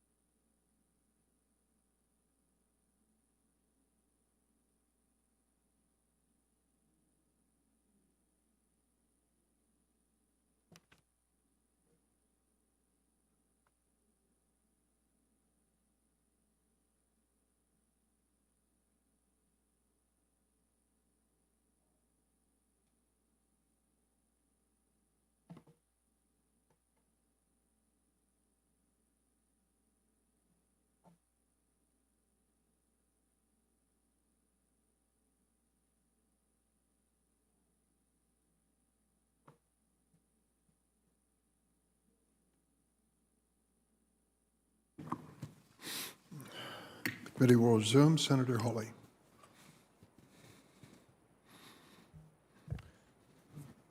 Mr. Chairman, did you call on me or Senator Ossoff? I'm sorry. I'm happy to go, but I didn't see Senator Ossoff. I apologize. Senator Ossoff, then Senator Hawley. Thank you, Senator Hawley. Thank you, Mr. Chairman. Attorney General, nice to see you. Thanks for joining us. Last week, the Senate passed legislation that I introduced alongside Chair Durbin and Ranking Member Grassley, the Prison Camera Reform Act, to reduce violence and civil rights abuses in BOP facilities by overhauling a security camera system that IG Horowitz has found is outdated, unreliable, as well as the means of preserving and recording the footage from those systems. Do you agree that these reforms are necessary, and should this bill become law, will you commit to prioritizing the implementation of the requirements it imposes upon the BOP? Yes and yes. Thank you, Attorney General. I'd like to discuss with you staffing issues at the Bureau of Prisons. Earlier this year, the GAO, which as you know is a nonpartisan independent watchdog, concluded that BOP lacks a reliable method for assessing the scope of staffing issues or the impact on incarcerated populations and staff of staffing issues at BOP facilities. Do you agree the inability to reliably measure this problem impedes BOP's ability to address gaps, for example, shortages of medical staff, shortages of personnel who will help implement the First Step Act and anti-recidivism programs, as well as makes it more difficult for Congress to respond? And will you commit to working with my office to help identify where there's gaps in planning or budgeting or personnel management or the authorities that BOP has? Yes, Senator. I met with the Comptroller General about this, about the various of his reports, and this one in particular.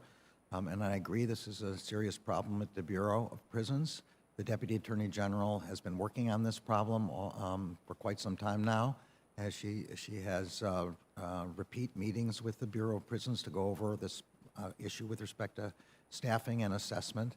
And I'd be happy to have somebody on our staff meet with your staff.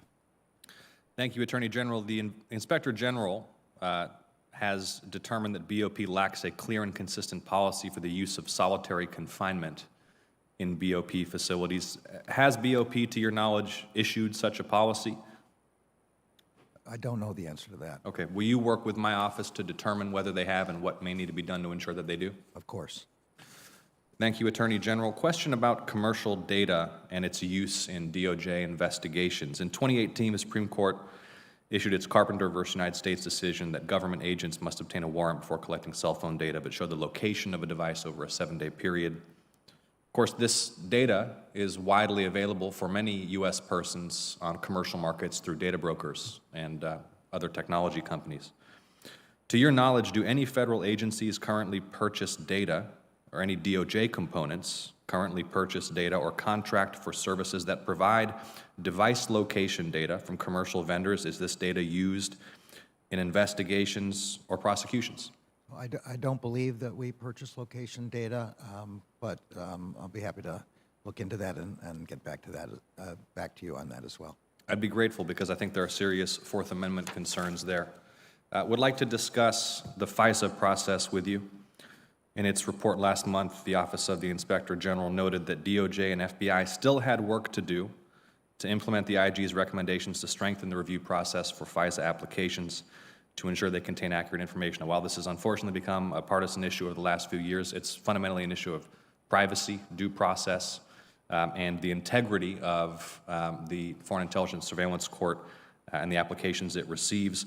The IG's report notes that the FBI has not significantly changed the process by which a supervisor, such as the Assistant Attorney General for National Security Division, reviews and documents the factual assertions made in FISA applications. And I discussed this issue with Matt Olson when he was before the committee for his confirmation. So what steps is the DOJ taking to make substantive changes to the FISA review process and comport with the IG's recommendations? So I completely agree that this should not be a partisan issue. FISA, on the one hand, is an extraordinarily important tool for our ability to protect the country against foreign enemies. And on the other hand, it's a tool that has to be dealt with the most extreme care because we have to protect American citizens from unwarranted surveillance, non-judicial surveillance. I take the Inspector General's report extraordinarily seriously. I believe the one you're talking about, though, refers back to events from 2020 and 2019. But regardless, we take this very seriously, and the FBI director does as well. The National Security Division of the Department reviews what the FBI is doing with respect to FISAs routinely. Audits and analyzes them to be sure that they are following the correct rules. And we intend to continue that kind of intensive review to ensure that the internal regulations and the requirements of the FISC are maintained. Thank you. Thank you, Attorney General. And I believe there is, within the last couple of months, some additional recommendations or concerns expressed by the IG about the implementation of changes pursuant to his prior conclusions. So this must be the Woods, I think this is the Woods files that you're talking about. And again, I quite... That's correct. I quite agree that this has to be done better, that as I think he said, it's a work in progress. And there is certainly considerably more room for improvement, and we are focused on making those improvements. Okay, well, please know that there's bipartisan concern about seeing those improvements implemented. Final question for you about press freedom. Mr. Attorney General, you issued a memo in July prohibiting the department from using subpoenas, court orders, or warrants to obtain information on the confidential sources of reporters. And this new policy, as you defined it, offers broad protections for members of the news media, but does not qualify or define with specificity who qualifies as members of the news media. Is there a specific interpretation of that phrase that's been issued in internal department guidance? So the answer to that is no. We have discussed this with representatives of the news media continuously, and as part of our review for purposes of turning this memorandum into a regulation, we are continuing to discuss this. As you can imagine, it's very difficult to make that, that kind of definition. But very important to get it right. I completely agree. And I think my staff will likely ask yours for a briefing on the progress of your deliberations, and perhaps we'll weigh in. Thank you for your service, Attorney General, and for your responses, and I yield back. Thanks, Senator Ossoff. Senator Holy. Thank you very much, Mr. Chairman. Attorney General Garland, on October 4th, you issued an unprecedented memo that involves the Department of Justice and the FBI and local school districts, local school boards, nothing like it in our country's history. It was based, you've testified, on this letter from the National School Board Association that we now know the White House was involved in writing. They've retracted the letter. They've apologized for the letter. They say they regret the letter, but you won't retract the memo, and said earlier that you have no regrets. And you've defended yourself repeatedly today before this committee by saying, well, you're focused on violence.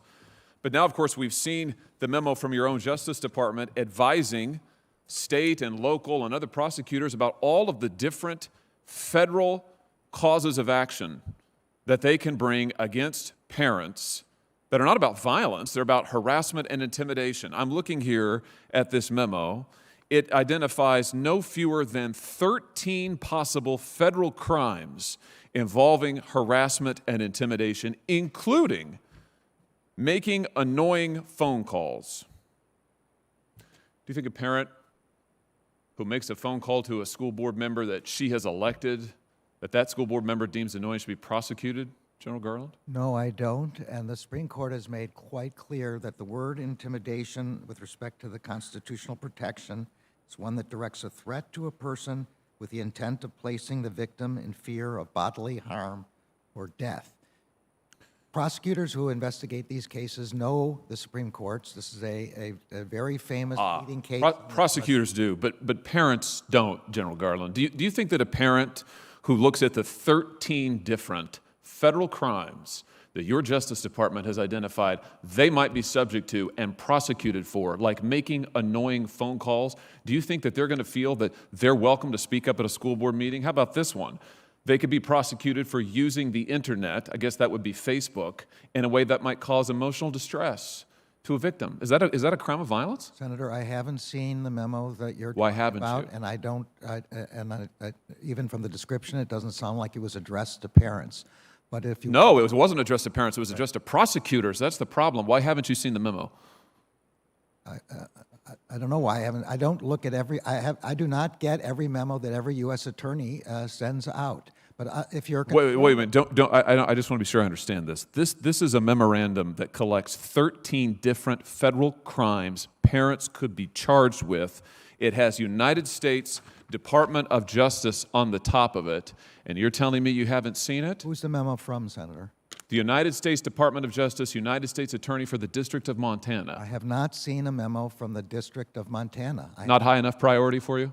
It's not. That's not the question. I don't. It is the question. Answer my question. Is it not a high enough priority for you when you're threatening parents with 13 different federal crimes? These aren't crimes of violence. You've testified today you're focused on violence. That's not what your U.S. attorneys, they work for you. That's not what they're saying.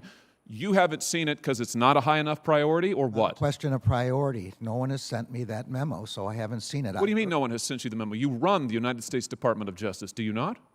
There are 115,000 employees of the Department of Justice. Indeed, and you are in charge of every one of them. And this was a sufficiently important case that you issued a memo. You, over your signature, issued a memo involving the FBI and the Department of Justice in local school boards, local school districts. Your U.S. attorneys are now threatening prosecution with 13 different crimes, but it's not a high enough priority for you. It got lost in the mix. I'll send again. I've never seen that memo. That's what concerns me, General Garland. Well, it wasn't sent to me. I hope you will assure your constituents that what we are concerned about here is violence and threats of violence. That only leads me to conclude, General Garland, all I can conclude from this is either that you're not in control of your own department, or that, more likely, what I think to be the case, is that you knew full well that this is exactly the kind of thing that would happen. When you issued your memo, when you involved the Department of Justice and all of its resources, and the FBI and all of its resources, in local school boards and local school districts, you knew that federal prosecutors would start collecting crimes that they could use against parents. You knew they would advise state and local officials that these are all of the ways parents might be prosecuted. You knew that that was the likely outcome, and that's exactly what's happened.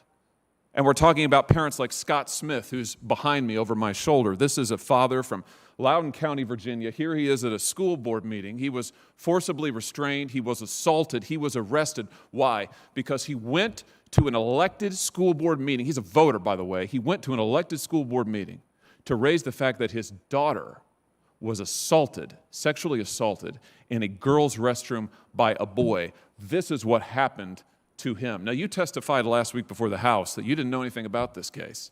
I find that extraordinary because the letter that you put so much weight on, the letter that's now been retracted, it cites this case. It cites Mr. Scott's case directly. There's a news article cited in the letter. It's discussed in the letter, but you testified you just couldn't remember it. Maybe this will refresh your memory. Do you think people like Scott Smith, do you think parents who show up to complain about their children being assaulted ought to be treated like this man right here? Parents who show up to complain about school boards are protected by the First Amendment. Do you think that they ought to be prosecuted in the different ways that your U.S. attorneys are identifying? If what they're doing is complaining about what the school board is doing, policies, curriculum, anything else that they want to, as long as they're not committing threats of violence, then they should not be prosecuted, and they can't be. Let me ask you about this. Several of my Democrat colleagues have today, just today in this hearing, multiple times have compared parents who show up at school board meetings, like Mr. Smith here, have compared them to criminal rioters. You think that's right? You think that a parent who shows up at a school board meeting, who has a complaint, who wants to voice that complaint, and maybe she doesn't use exactly the right grammar, you think they're akin to criminal rioters? Do you agree with that?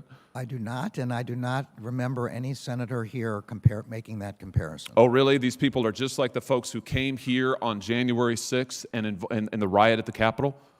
I don't think they were referring to the picture that you're showing there. Well, I certainly would hope not, but they were referring to parents who go to school board meetings. Mr. Smith is a parent who went to a school board meeting. I'll leave it at this, General Garland. You have weaponized the FBI and the Department of Justice. Your U.S. attorneys are now collecting and cataloging all the ways that they might prosecute parents like Mr. Smith because they want to be involved in their children's education and they want to have a say in their elected officials. It's wrong. It is unprecedented, to my knowledge, in the history of this country, and I call on you to resign. Thank you, Mr. Chairman. Senator Cruz. Thank you, Mr. Chairman. For 8 years under Barack Obama, the Department of Justice was politicized and weaponized. When you came before this committee in your confirmation hearing, you promised things would be different. I asked you specifically, quote, will you commit to this committee that under your leadership, the Department of Justice will not target the political opponents of this administration? Here was your answer, quote, absolutely. It's totally inappropriate for the department to target any individual because of their politics or their position in a campaign. That was your promise just a few months ago. I'm sorry to say you have broken that promise. There is a difference between law and politics. And General Garland, you know the difference between law and politics.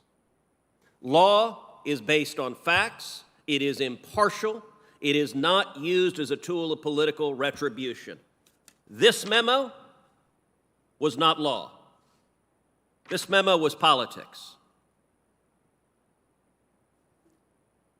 On Wednesday, September 29th, the National School Board Association wrote a letter to the President asking the President to use the Department of Justice to target parents that were upset at critical race theory, that were upset at mask mandates in schools, to target them as domestic terrorists.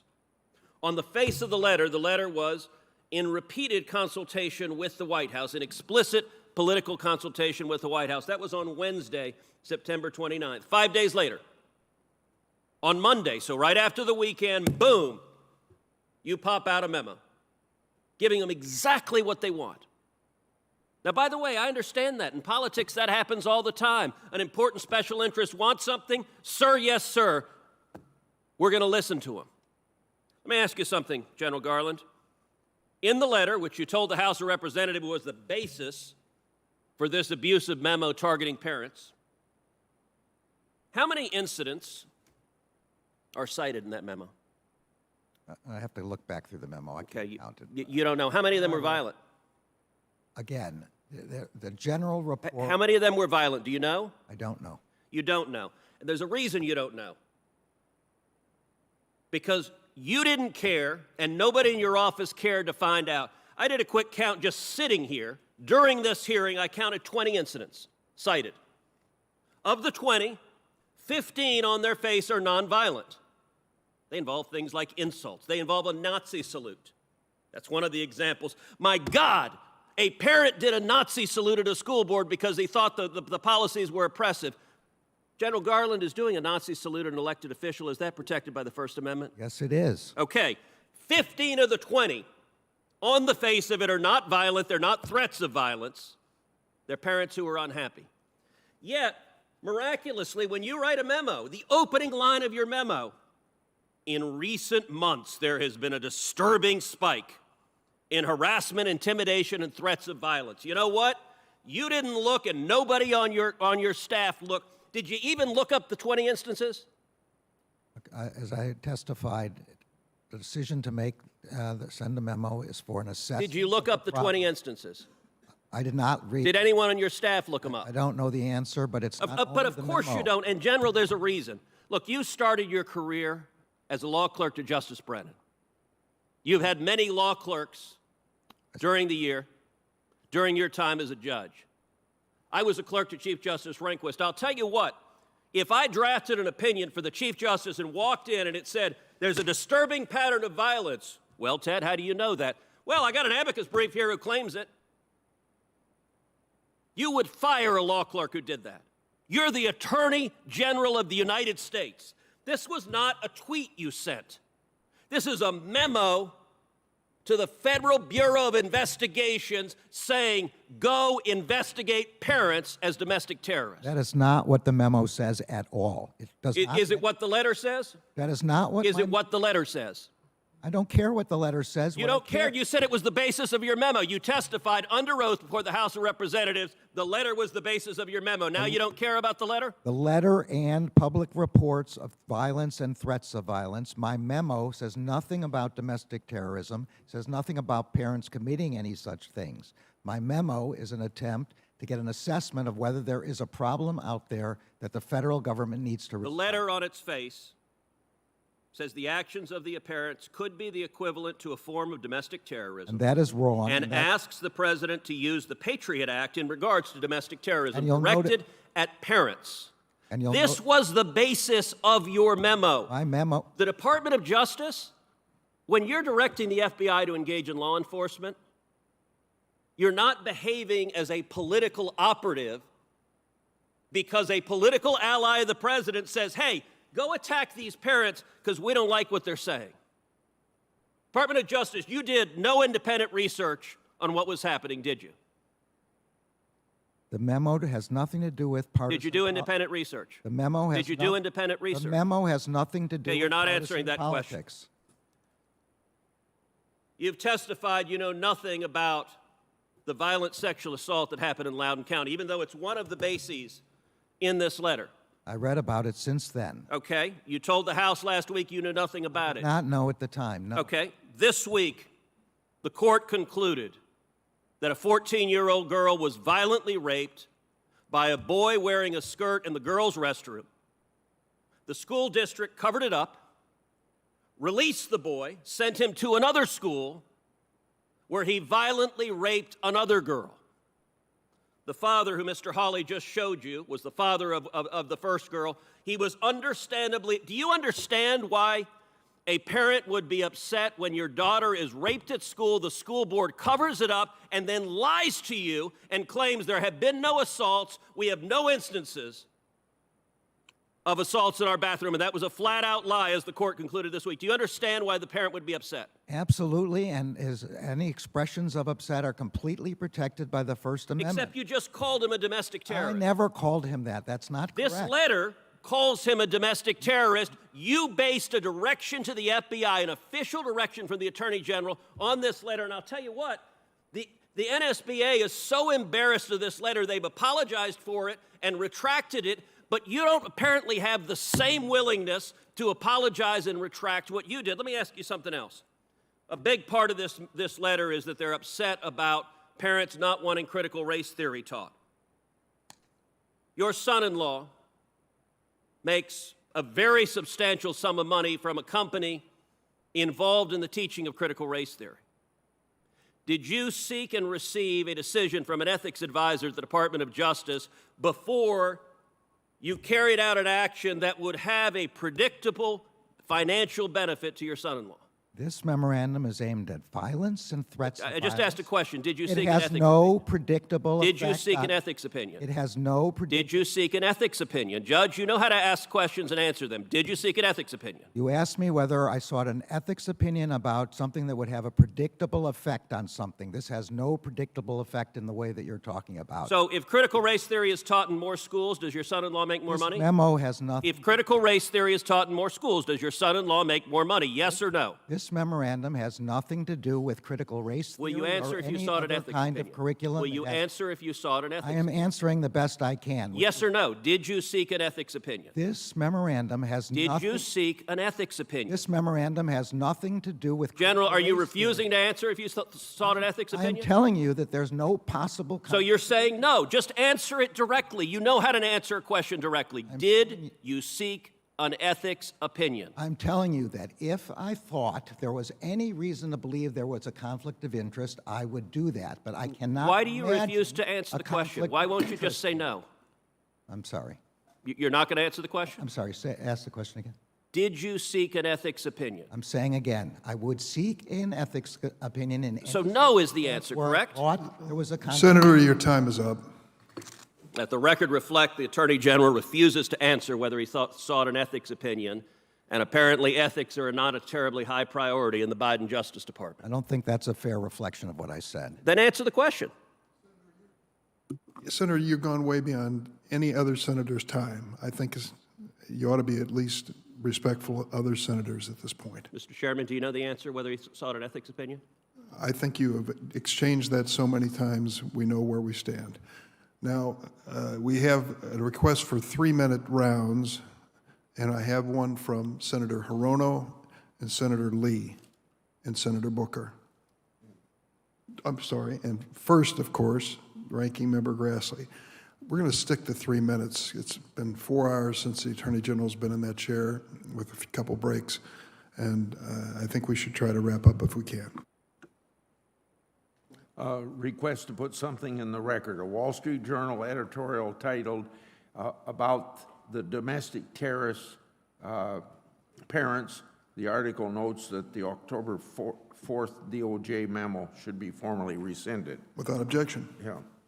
General, after a great deal of pressure from victims in Congress, I know that you're taking another look at the department's disgusting decision not to prosecute employees for lying to government officials in the Nasser investigation. Do you anticipate that the department will similarly expunge the records of these employees just like McCabe, or continue to give them get out of jail free cards as you've done so far? As I said, Senator, we are reviewing the decisions with respect to the alleged false statements. That review is being done by the Criminal Division. Okay. Beginning in the summer of 2020, American cities began to see appalling and unprecedented spike in violent crime, murders, and gang violence as liberal politicians operated under the rallying cry of defund the police. This movement translated into over 1,200 deaths in 2020 alone. In the summer of 2020, then Attorney General Barr instituted Operation Legend as a way to combat the rising spike in violent crime. by any measure. This surge in federal agents was a resounding success.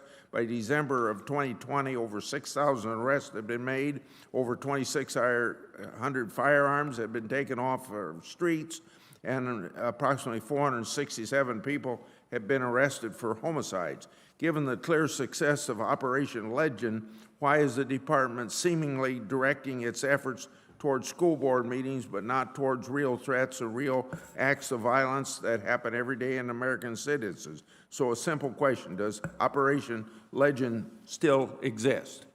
My understanding was Operation Legend was directed at violence over the summer of 2020. We have addressed another surge of federal prosecutorial and law enforcement efforts. This last summer, we have stepped up the amount of money we're giving to state and locals, and we've increased our joint task forces together. I've visited federal and state law enforcement in New York and in Chicago and in Los Angeles and in San Francisco, all aimed at violent crime in those areas. And we've asked for considerable additional money, about $1 billion in grants to fund state and local police in FY22. So I think I hope that answers your question. Okay. Only 4 packers, JBS, Tyson's, Cargill, and National Beef, control more than 80% of the cattle market. These companies hold a tremendous amount of market power. The Justice Department issued civil investigative demands in May 2020, but we've yet to learn anything from this investigation. Could you provide an update, and can you commit to expediting this investigation so that our cattle producers know whether there are any antitrust violations? So I can't discuss specific investigations. We have longstanding policies against that. But I can tell you that the Antitrust Division is aggressively concerned with competition in the market that you described. We are also in frequent consultation with the Agriculture Department with regard to the Stockyards and Packers and Stockyards Act. We regard this as an area where we have to be very much concerned about exclusionary behavior and anti-competitive behavior. Thank you. Thanks, Senator Grassley. Senator Hirono. Senator, I think your mic's not turned on. One thing I have to say as we listen to, I don't know, going on hour 3, is that the Republicans, once they focus on something, they just stick with it. It is amazing to me that there's all this mischaracterizing of the Attorney General's memo, as well as a letter from the acting U.S. Attorney of Montana, and his letter is also totally mischaracterized as to what the focus of the Attorney General's letter is. So I would like to submit for the record the acting attorney, U.S. Attorney of Montana's letter.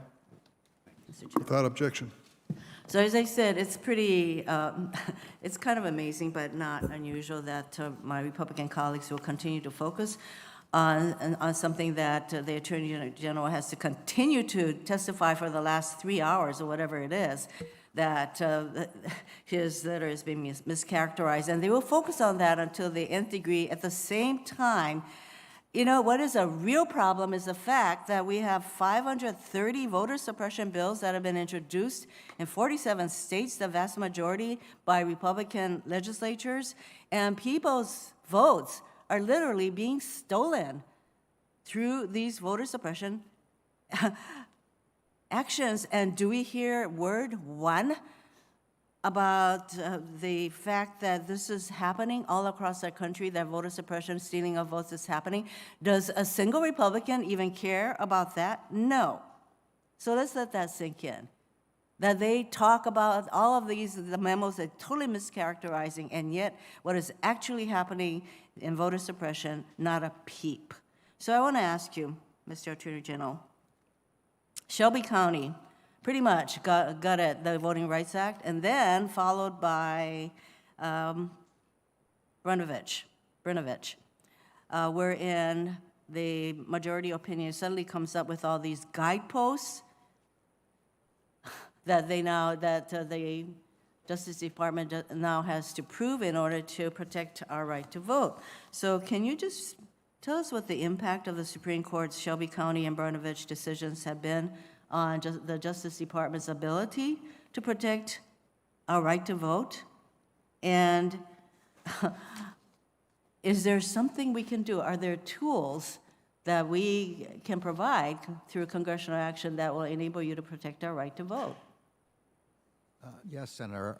The right to vote is a fundamental pillar of American democracy. The Voting Rights Act is one of the greatest statutes that was ever passed. It enabled the Justice Department to protect people's right to vote and to prevent against discrimination based on race and ethnicity with respect to patterns or practices with respect to voting.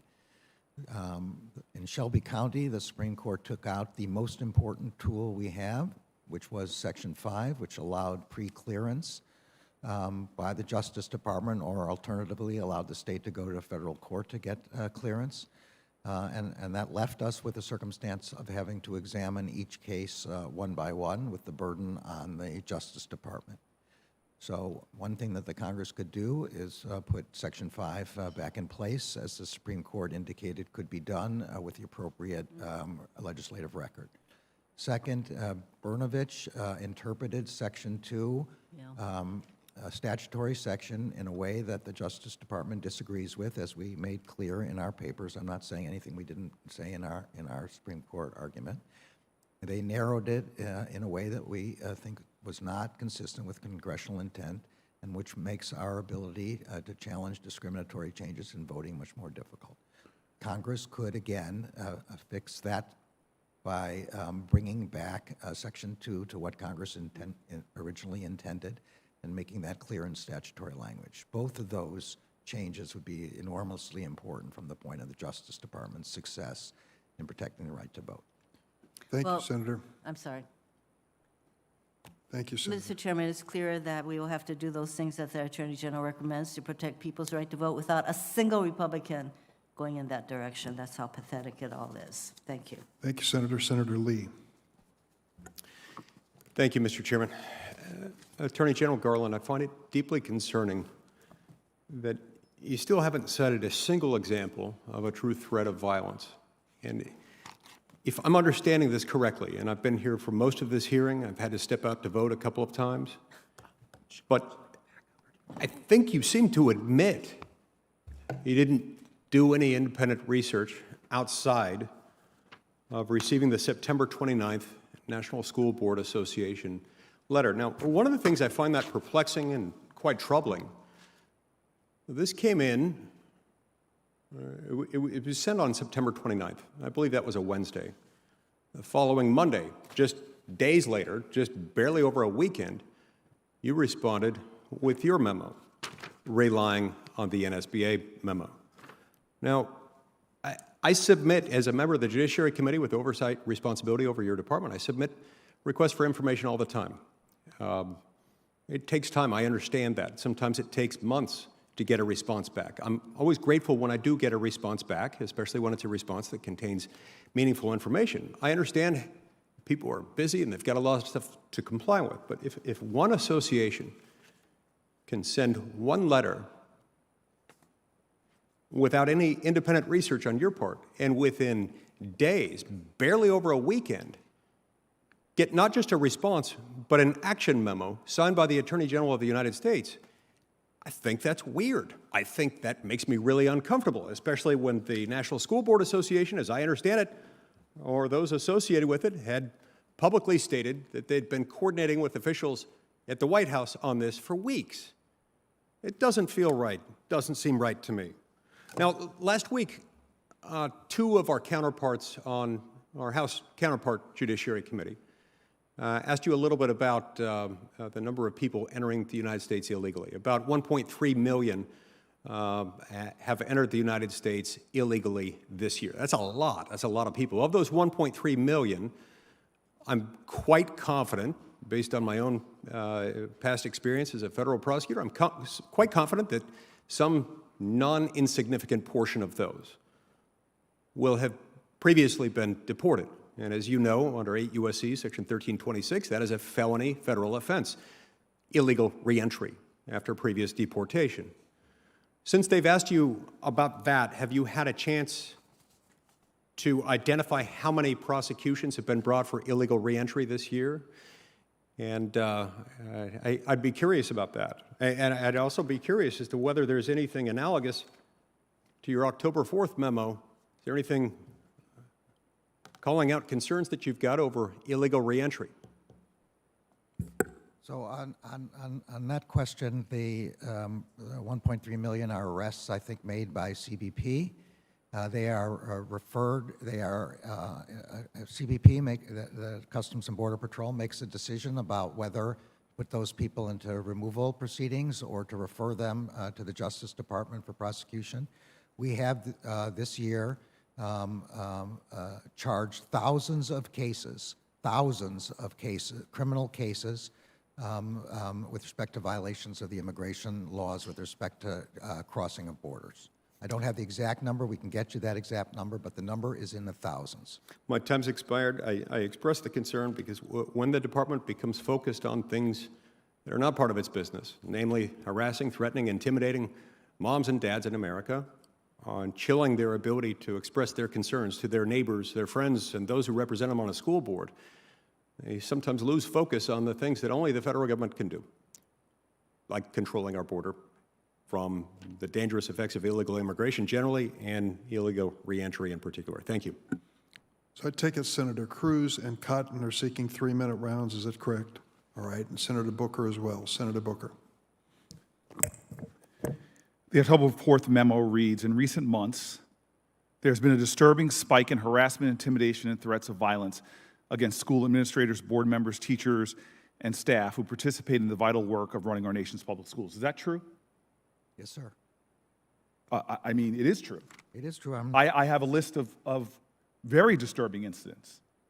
In Texas, a parent physically assaulted a teacher, August 18th, 2021. In Pennsylvania, a person posted threats in social media which required police to station outside of a school district. Law enforcement investigating the person. I could keep going. Ohio, a school board member was threatening a letter that began with, "We are coming from you." Domestic terrorism in the United States, sir, has it been more from overseas radical terrorists since 9/11 or more from homegrown terrorists, most of them being right-wing extremists? Which has been greater since 9/11?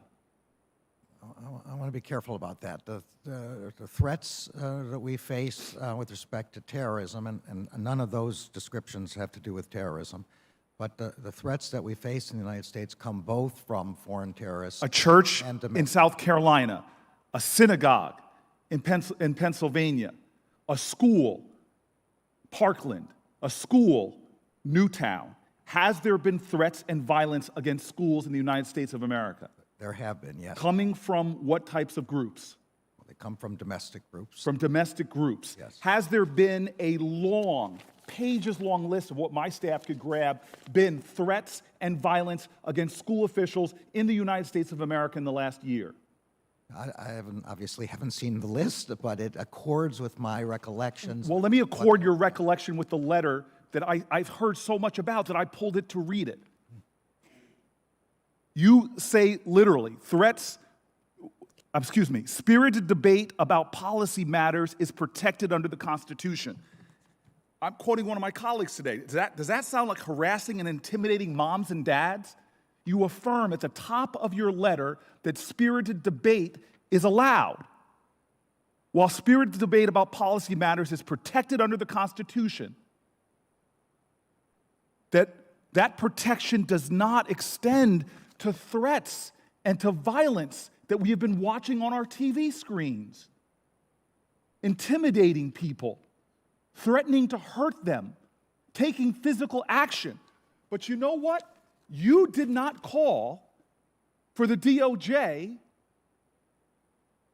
and the FBI to monitor school board meetings, did you? No, I did not. You did not call for anyone to evoke the Patriot Act, did you? No, I did not. Sir, what you called is for the DOJ to convene meetings to discuss strategies for addressing those threats. That's correct. Is that intimidating moms and dads going to school board meetings? I can't see how that could be interpreted as. Sir, I know something about law enforcement intimidation. It stems from growing up as a black man in America. I know what it feels like to be pulled over, to be accused of stealing things. To every time I drive over the George Washington Bridge as a teenager, to know I had to put extra time because I was being pulled over by law enforcement. If someone's to read the actual letter, you are literally saying, as the leader of the highest law enforcement office in the land, that you protect spirited debate. That you think, though, given the climate of school violence in America, I've met with victims from Parkland. Mr. President, I'm sorry. I have watched Republican after Republican go over time, and I know you're gently banging that gavel, but I've watched all today. My colleagues violate what you said at the beginning was a strict time limit. And I would ask you to afford me 2 more minutes. Is there objection? No objection. Have you met with Parkland survivors? I met with survivors at the White House. Yes or I no? believe I think You've the met answer with is- survivors of school violence. I think I met with the Parkland families. Yes. Do you have a responsibility in a climate of threats and violence taking place at schools? Do you have a responsibility to convene strategy meetings to try to make sure we do not have eruptions of violence in the country? Is that a responsibility of the federal government? Yes, our job is to protect Americans. Did you specifically say anything in this letter, that can be seen as harassing moms and dads and parents, or did you explicitly say that the Constitution protects spirited debate? I specifically said the Constitution protects spirited debate, and I don't believe there's anything in this letter that could be read to intimidate mothers and fathers. And I'm not talking about the outrage machines that seem to fuel our politics on both sides. I'm talking about the actual letter here, sir, that you wrote. You're a good-hearted person. Is there anything in this letter that could specifically lead a good-hearted parent who is against mask mandates, who somehow believes that the teaching of racial discrimination is repugnant to them? Is there anything in this letter that would prevent them from going and speaking to it and yelling and being upset and letting their elected officials know what they really believe? Is there anything in the actual print of this letter that could be seen that lead to that type of intimidation? No, Senator, all of those things are protected by the Constitution. Will you say that one more time? All of those things are protected by the Constitution. I hope that you will do your law enforcement work. There's too much violence in this country. There's been too many domestic terrorist attacks. I don't want to have the next hearing here be about some incident. I hope that you continue to convene your strategy sessions to protect parents and children and school officials from any kind of the heinous violence that we have seen way too much of in this country, and that we all bear a responsibility for stopping. Thank you, Mr. Chairman, for the allowance of the extra time. Thank you, Senator. Senator Cruz. We talked just a minute ago about the difference between law and politics. We heard some impassioned political speeches, but also a question that just was asked by my friend from New Jersey. Is there anything in this memo to tell a parent that they're being targeted for harassment and intimidation? I would note that the letter from the school boards cited 20 instances, 15 of which were nonviolent. The letter from the school board described them as domestic terrorism. Within days, the Department of Justice snapped to the commands of the special interest and issued a memo, a directive to the Department of Justice and a directive to the FBI. This is, again, where law matters. The opening sentence describes a disturbing spike in harassment, intimidation, and threats of violence. Now, you spent a long time as a judge when you have 3 things listed. Am I correct that anyone interpreting that, reading it, would conclude that harassment and intimidation are something different then threats of violence, given that you listed each of the three out separately. Is that consistent with the canons of construction? The memorandum is addressed to professional prosecutors. I asked you a question, not who it was addressed to. Senator, at least let him respond. No, not when he answers a non sequitur. If He he wants may to answer respond okay, any you're way taking he- my time now. This is not coming out of my time. Listen, when I ask a question, we've given he you can more answer the time than any other senator. Mr. Chairman, Now listen, when I ask all I'm a asking question, is allow him to respond. Mr. Chairman, when I ask a question, he can answer the question, but he's proceeding to ask a total non sequitur. I asked about the canons of construction on the board. Please let him respond. I'll ask the question again. The opening line of the memo specifies harassment, intimidation, and threats of violence.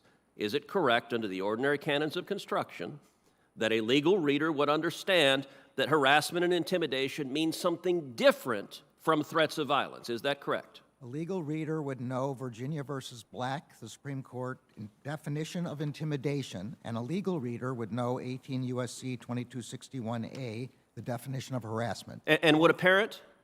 This was not addressed to parents. But you know, parents read it. You're the Attorney General of the United States. You said you can't think of anything harassing. You directed the G-men, the FBI, to go after parents. All right, let's move on to a different topic. We've sadly seen that you are willing to use the enforcement power of the Department of Justice to target those who have political views different than you, even if it's a mom at a PTA meeting. Let's try the other side. Are you willing to enforce the law fairly against people who are political allies of the president? At a Senate hearing in May, Dr. Fauci said, quote, "The NIH has not ever and does not now fund gain-of-function research in the Wuhan Institute of Virology." That was under oath, under testimony. On October 20th, the NIH principal deputy director, in writing, directly contradicted it. Those two statements cannot be true. As you know, Section 1001 of Title 18 makes it a federal crime to knowingly make false statements to Congress. Is the Department of Justice investigating Dr. Fauci for lying to Congress, and will you appoint a special prosecutor to do so? I'm going to say again, the memorandum that I issued is not partisan in any way. It has nothing to do with what I agree with or I don't agree with. I don't care whether the threats of violence come from the left or the right. Could you answer Now, the with question I respect to asked? The second question, we don't comment on criminal investigations or other investigations. If, Well, amazingly, when it's the political enemies of the administration, you comment loudly in a memo. Let me ask one other question. You're not asking- you weren't President Biden recently said in a national town hall that police officers who decline to get vaccinated should be fired. Do you agree with President Biden on that? I think all police officers, look, I stood on the stage at the mall where the 700 and some police officers who died this year were commemorated. Let me try again. Do Huge you agree with the percentage president? It's a yes or no. You've asked questions as a judge. You know how to get a yes or no.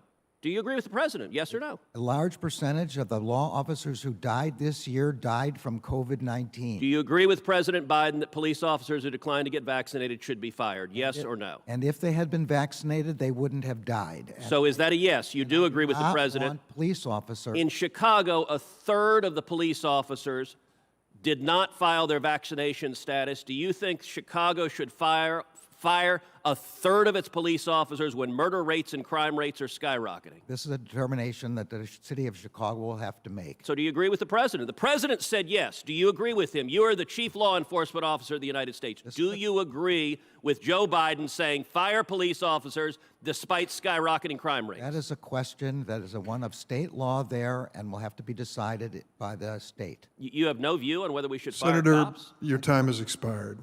Well, you used 2 minutes. of it. No, I certainly did not. Senator Blumenthal. Thanks, Mr. Chairman, and thank you again for being here, Mr. Attorney General. I'm going to shift topics to an issue that I know you're familiar with, the 9/11 families and the state's secrets privilege.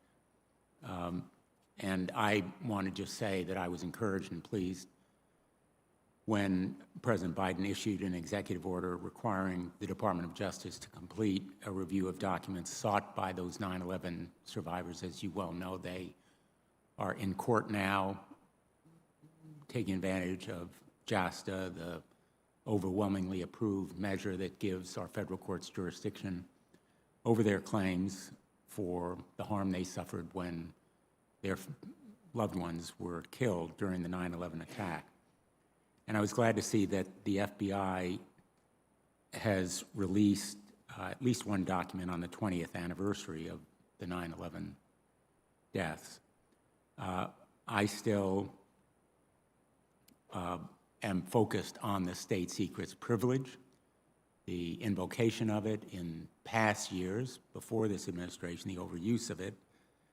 In fact, the Trump Justice Department failed to provide any meaningful justification for withholding these documents from the 9/11 families, and I think we see now that there was no justification. So I know the department's review is ongoing and that you will continue to disclose, I hope, as much information as possible, as swiftly as possible.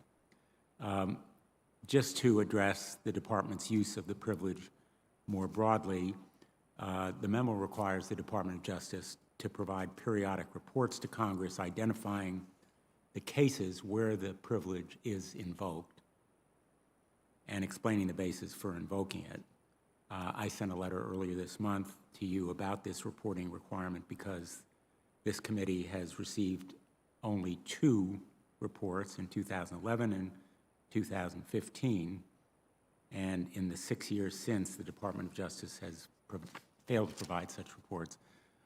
Just to come to the point, I am respectfully asking for a commitment that you will provide these periodic reports to Congress and review the department's policies with respect to its invoking the state secrets privilege so as to comply with the 2009 memo. I may have gone too quickly over the various actions of the department, but I'm referring to the 2009 memo, which requires those periodic reports. So in the 8 seconds that I have left, and Yes, the answer to both questions is yes. We are currently reviewing that memo, and if anything, we will strengthen it. And we do intend to make periodic reports, and it is not a periodic report to have not made a response since 2015, I assure you. So we intend to do that, yes. thank you very much. Thanks, Senator Blumenthal. Senator Cotton. Judge, I want to return to our exchange this morning. As I've reflected on it, you made a shocking admission. You issued this memo sicking the feds on parents at school boards on Monday, October 4th. You acknowledged that there was no effort in the Department of Justice, no initiative to draft this memo or create these task forces before Wednesday, September 29th, when the National School Board Association issued that letter. Is that correct? I don't know. All I know is that the first time I started working on this was after receiving the letter. That's all I... So from your standpoint, you were not aware of any effort in the Department of Justice before that letter was sent on September 29th? I think it's fair to say, as you're suggesting, that this letter and what the other public notices of violence against school board members and teachers are what form the basis for this memorandum. Yes. This memo is dated October 4th with your signature on it. Did you sign it on October 4th? I did. So 4 intervening days, 2 of which were weekend days. Yes. I'd say that sets a land speed record for the federal government. When we Chuck Grassley pointed out that you have not responded to letters of his that have been outstanding for months. How is it the Department of Justice was able to move so rapidly on a single letter from a special interest group that has now repudiated that letter, said it regrets sending the letter, and apologized to its members for sending the letter?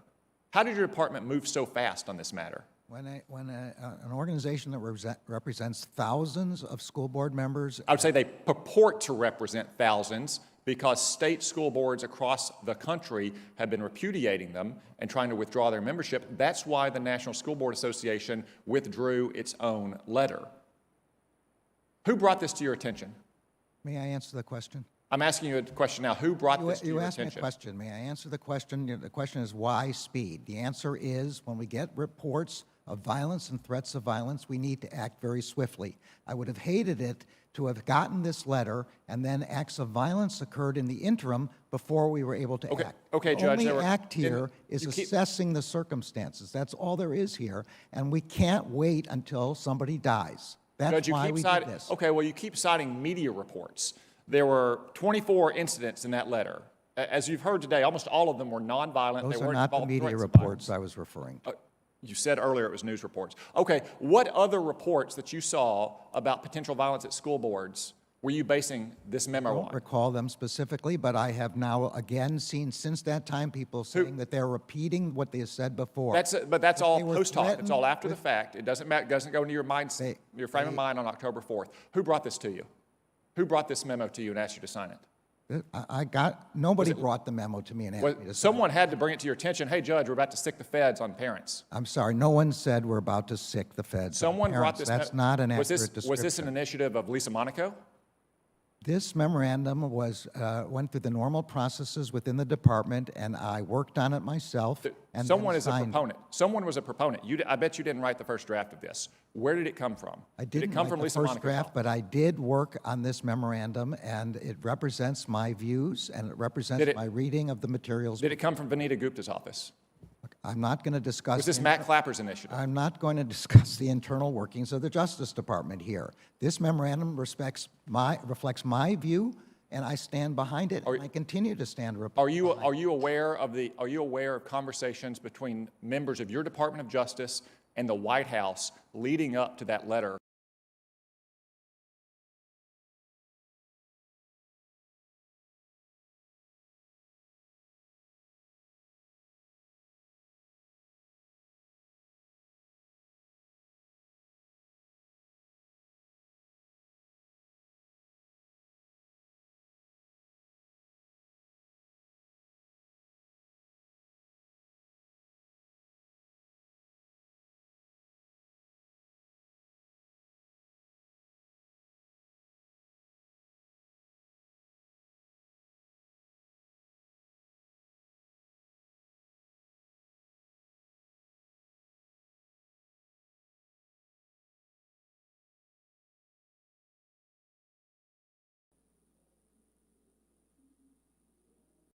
The other thing I would like to Authorities. I don't know whether there is a specific statute.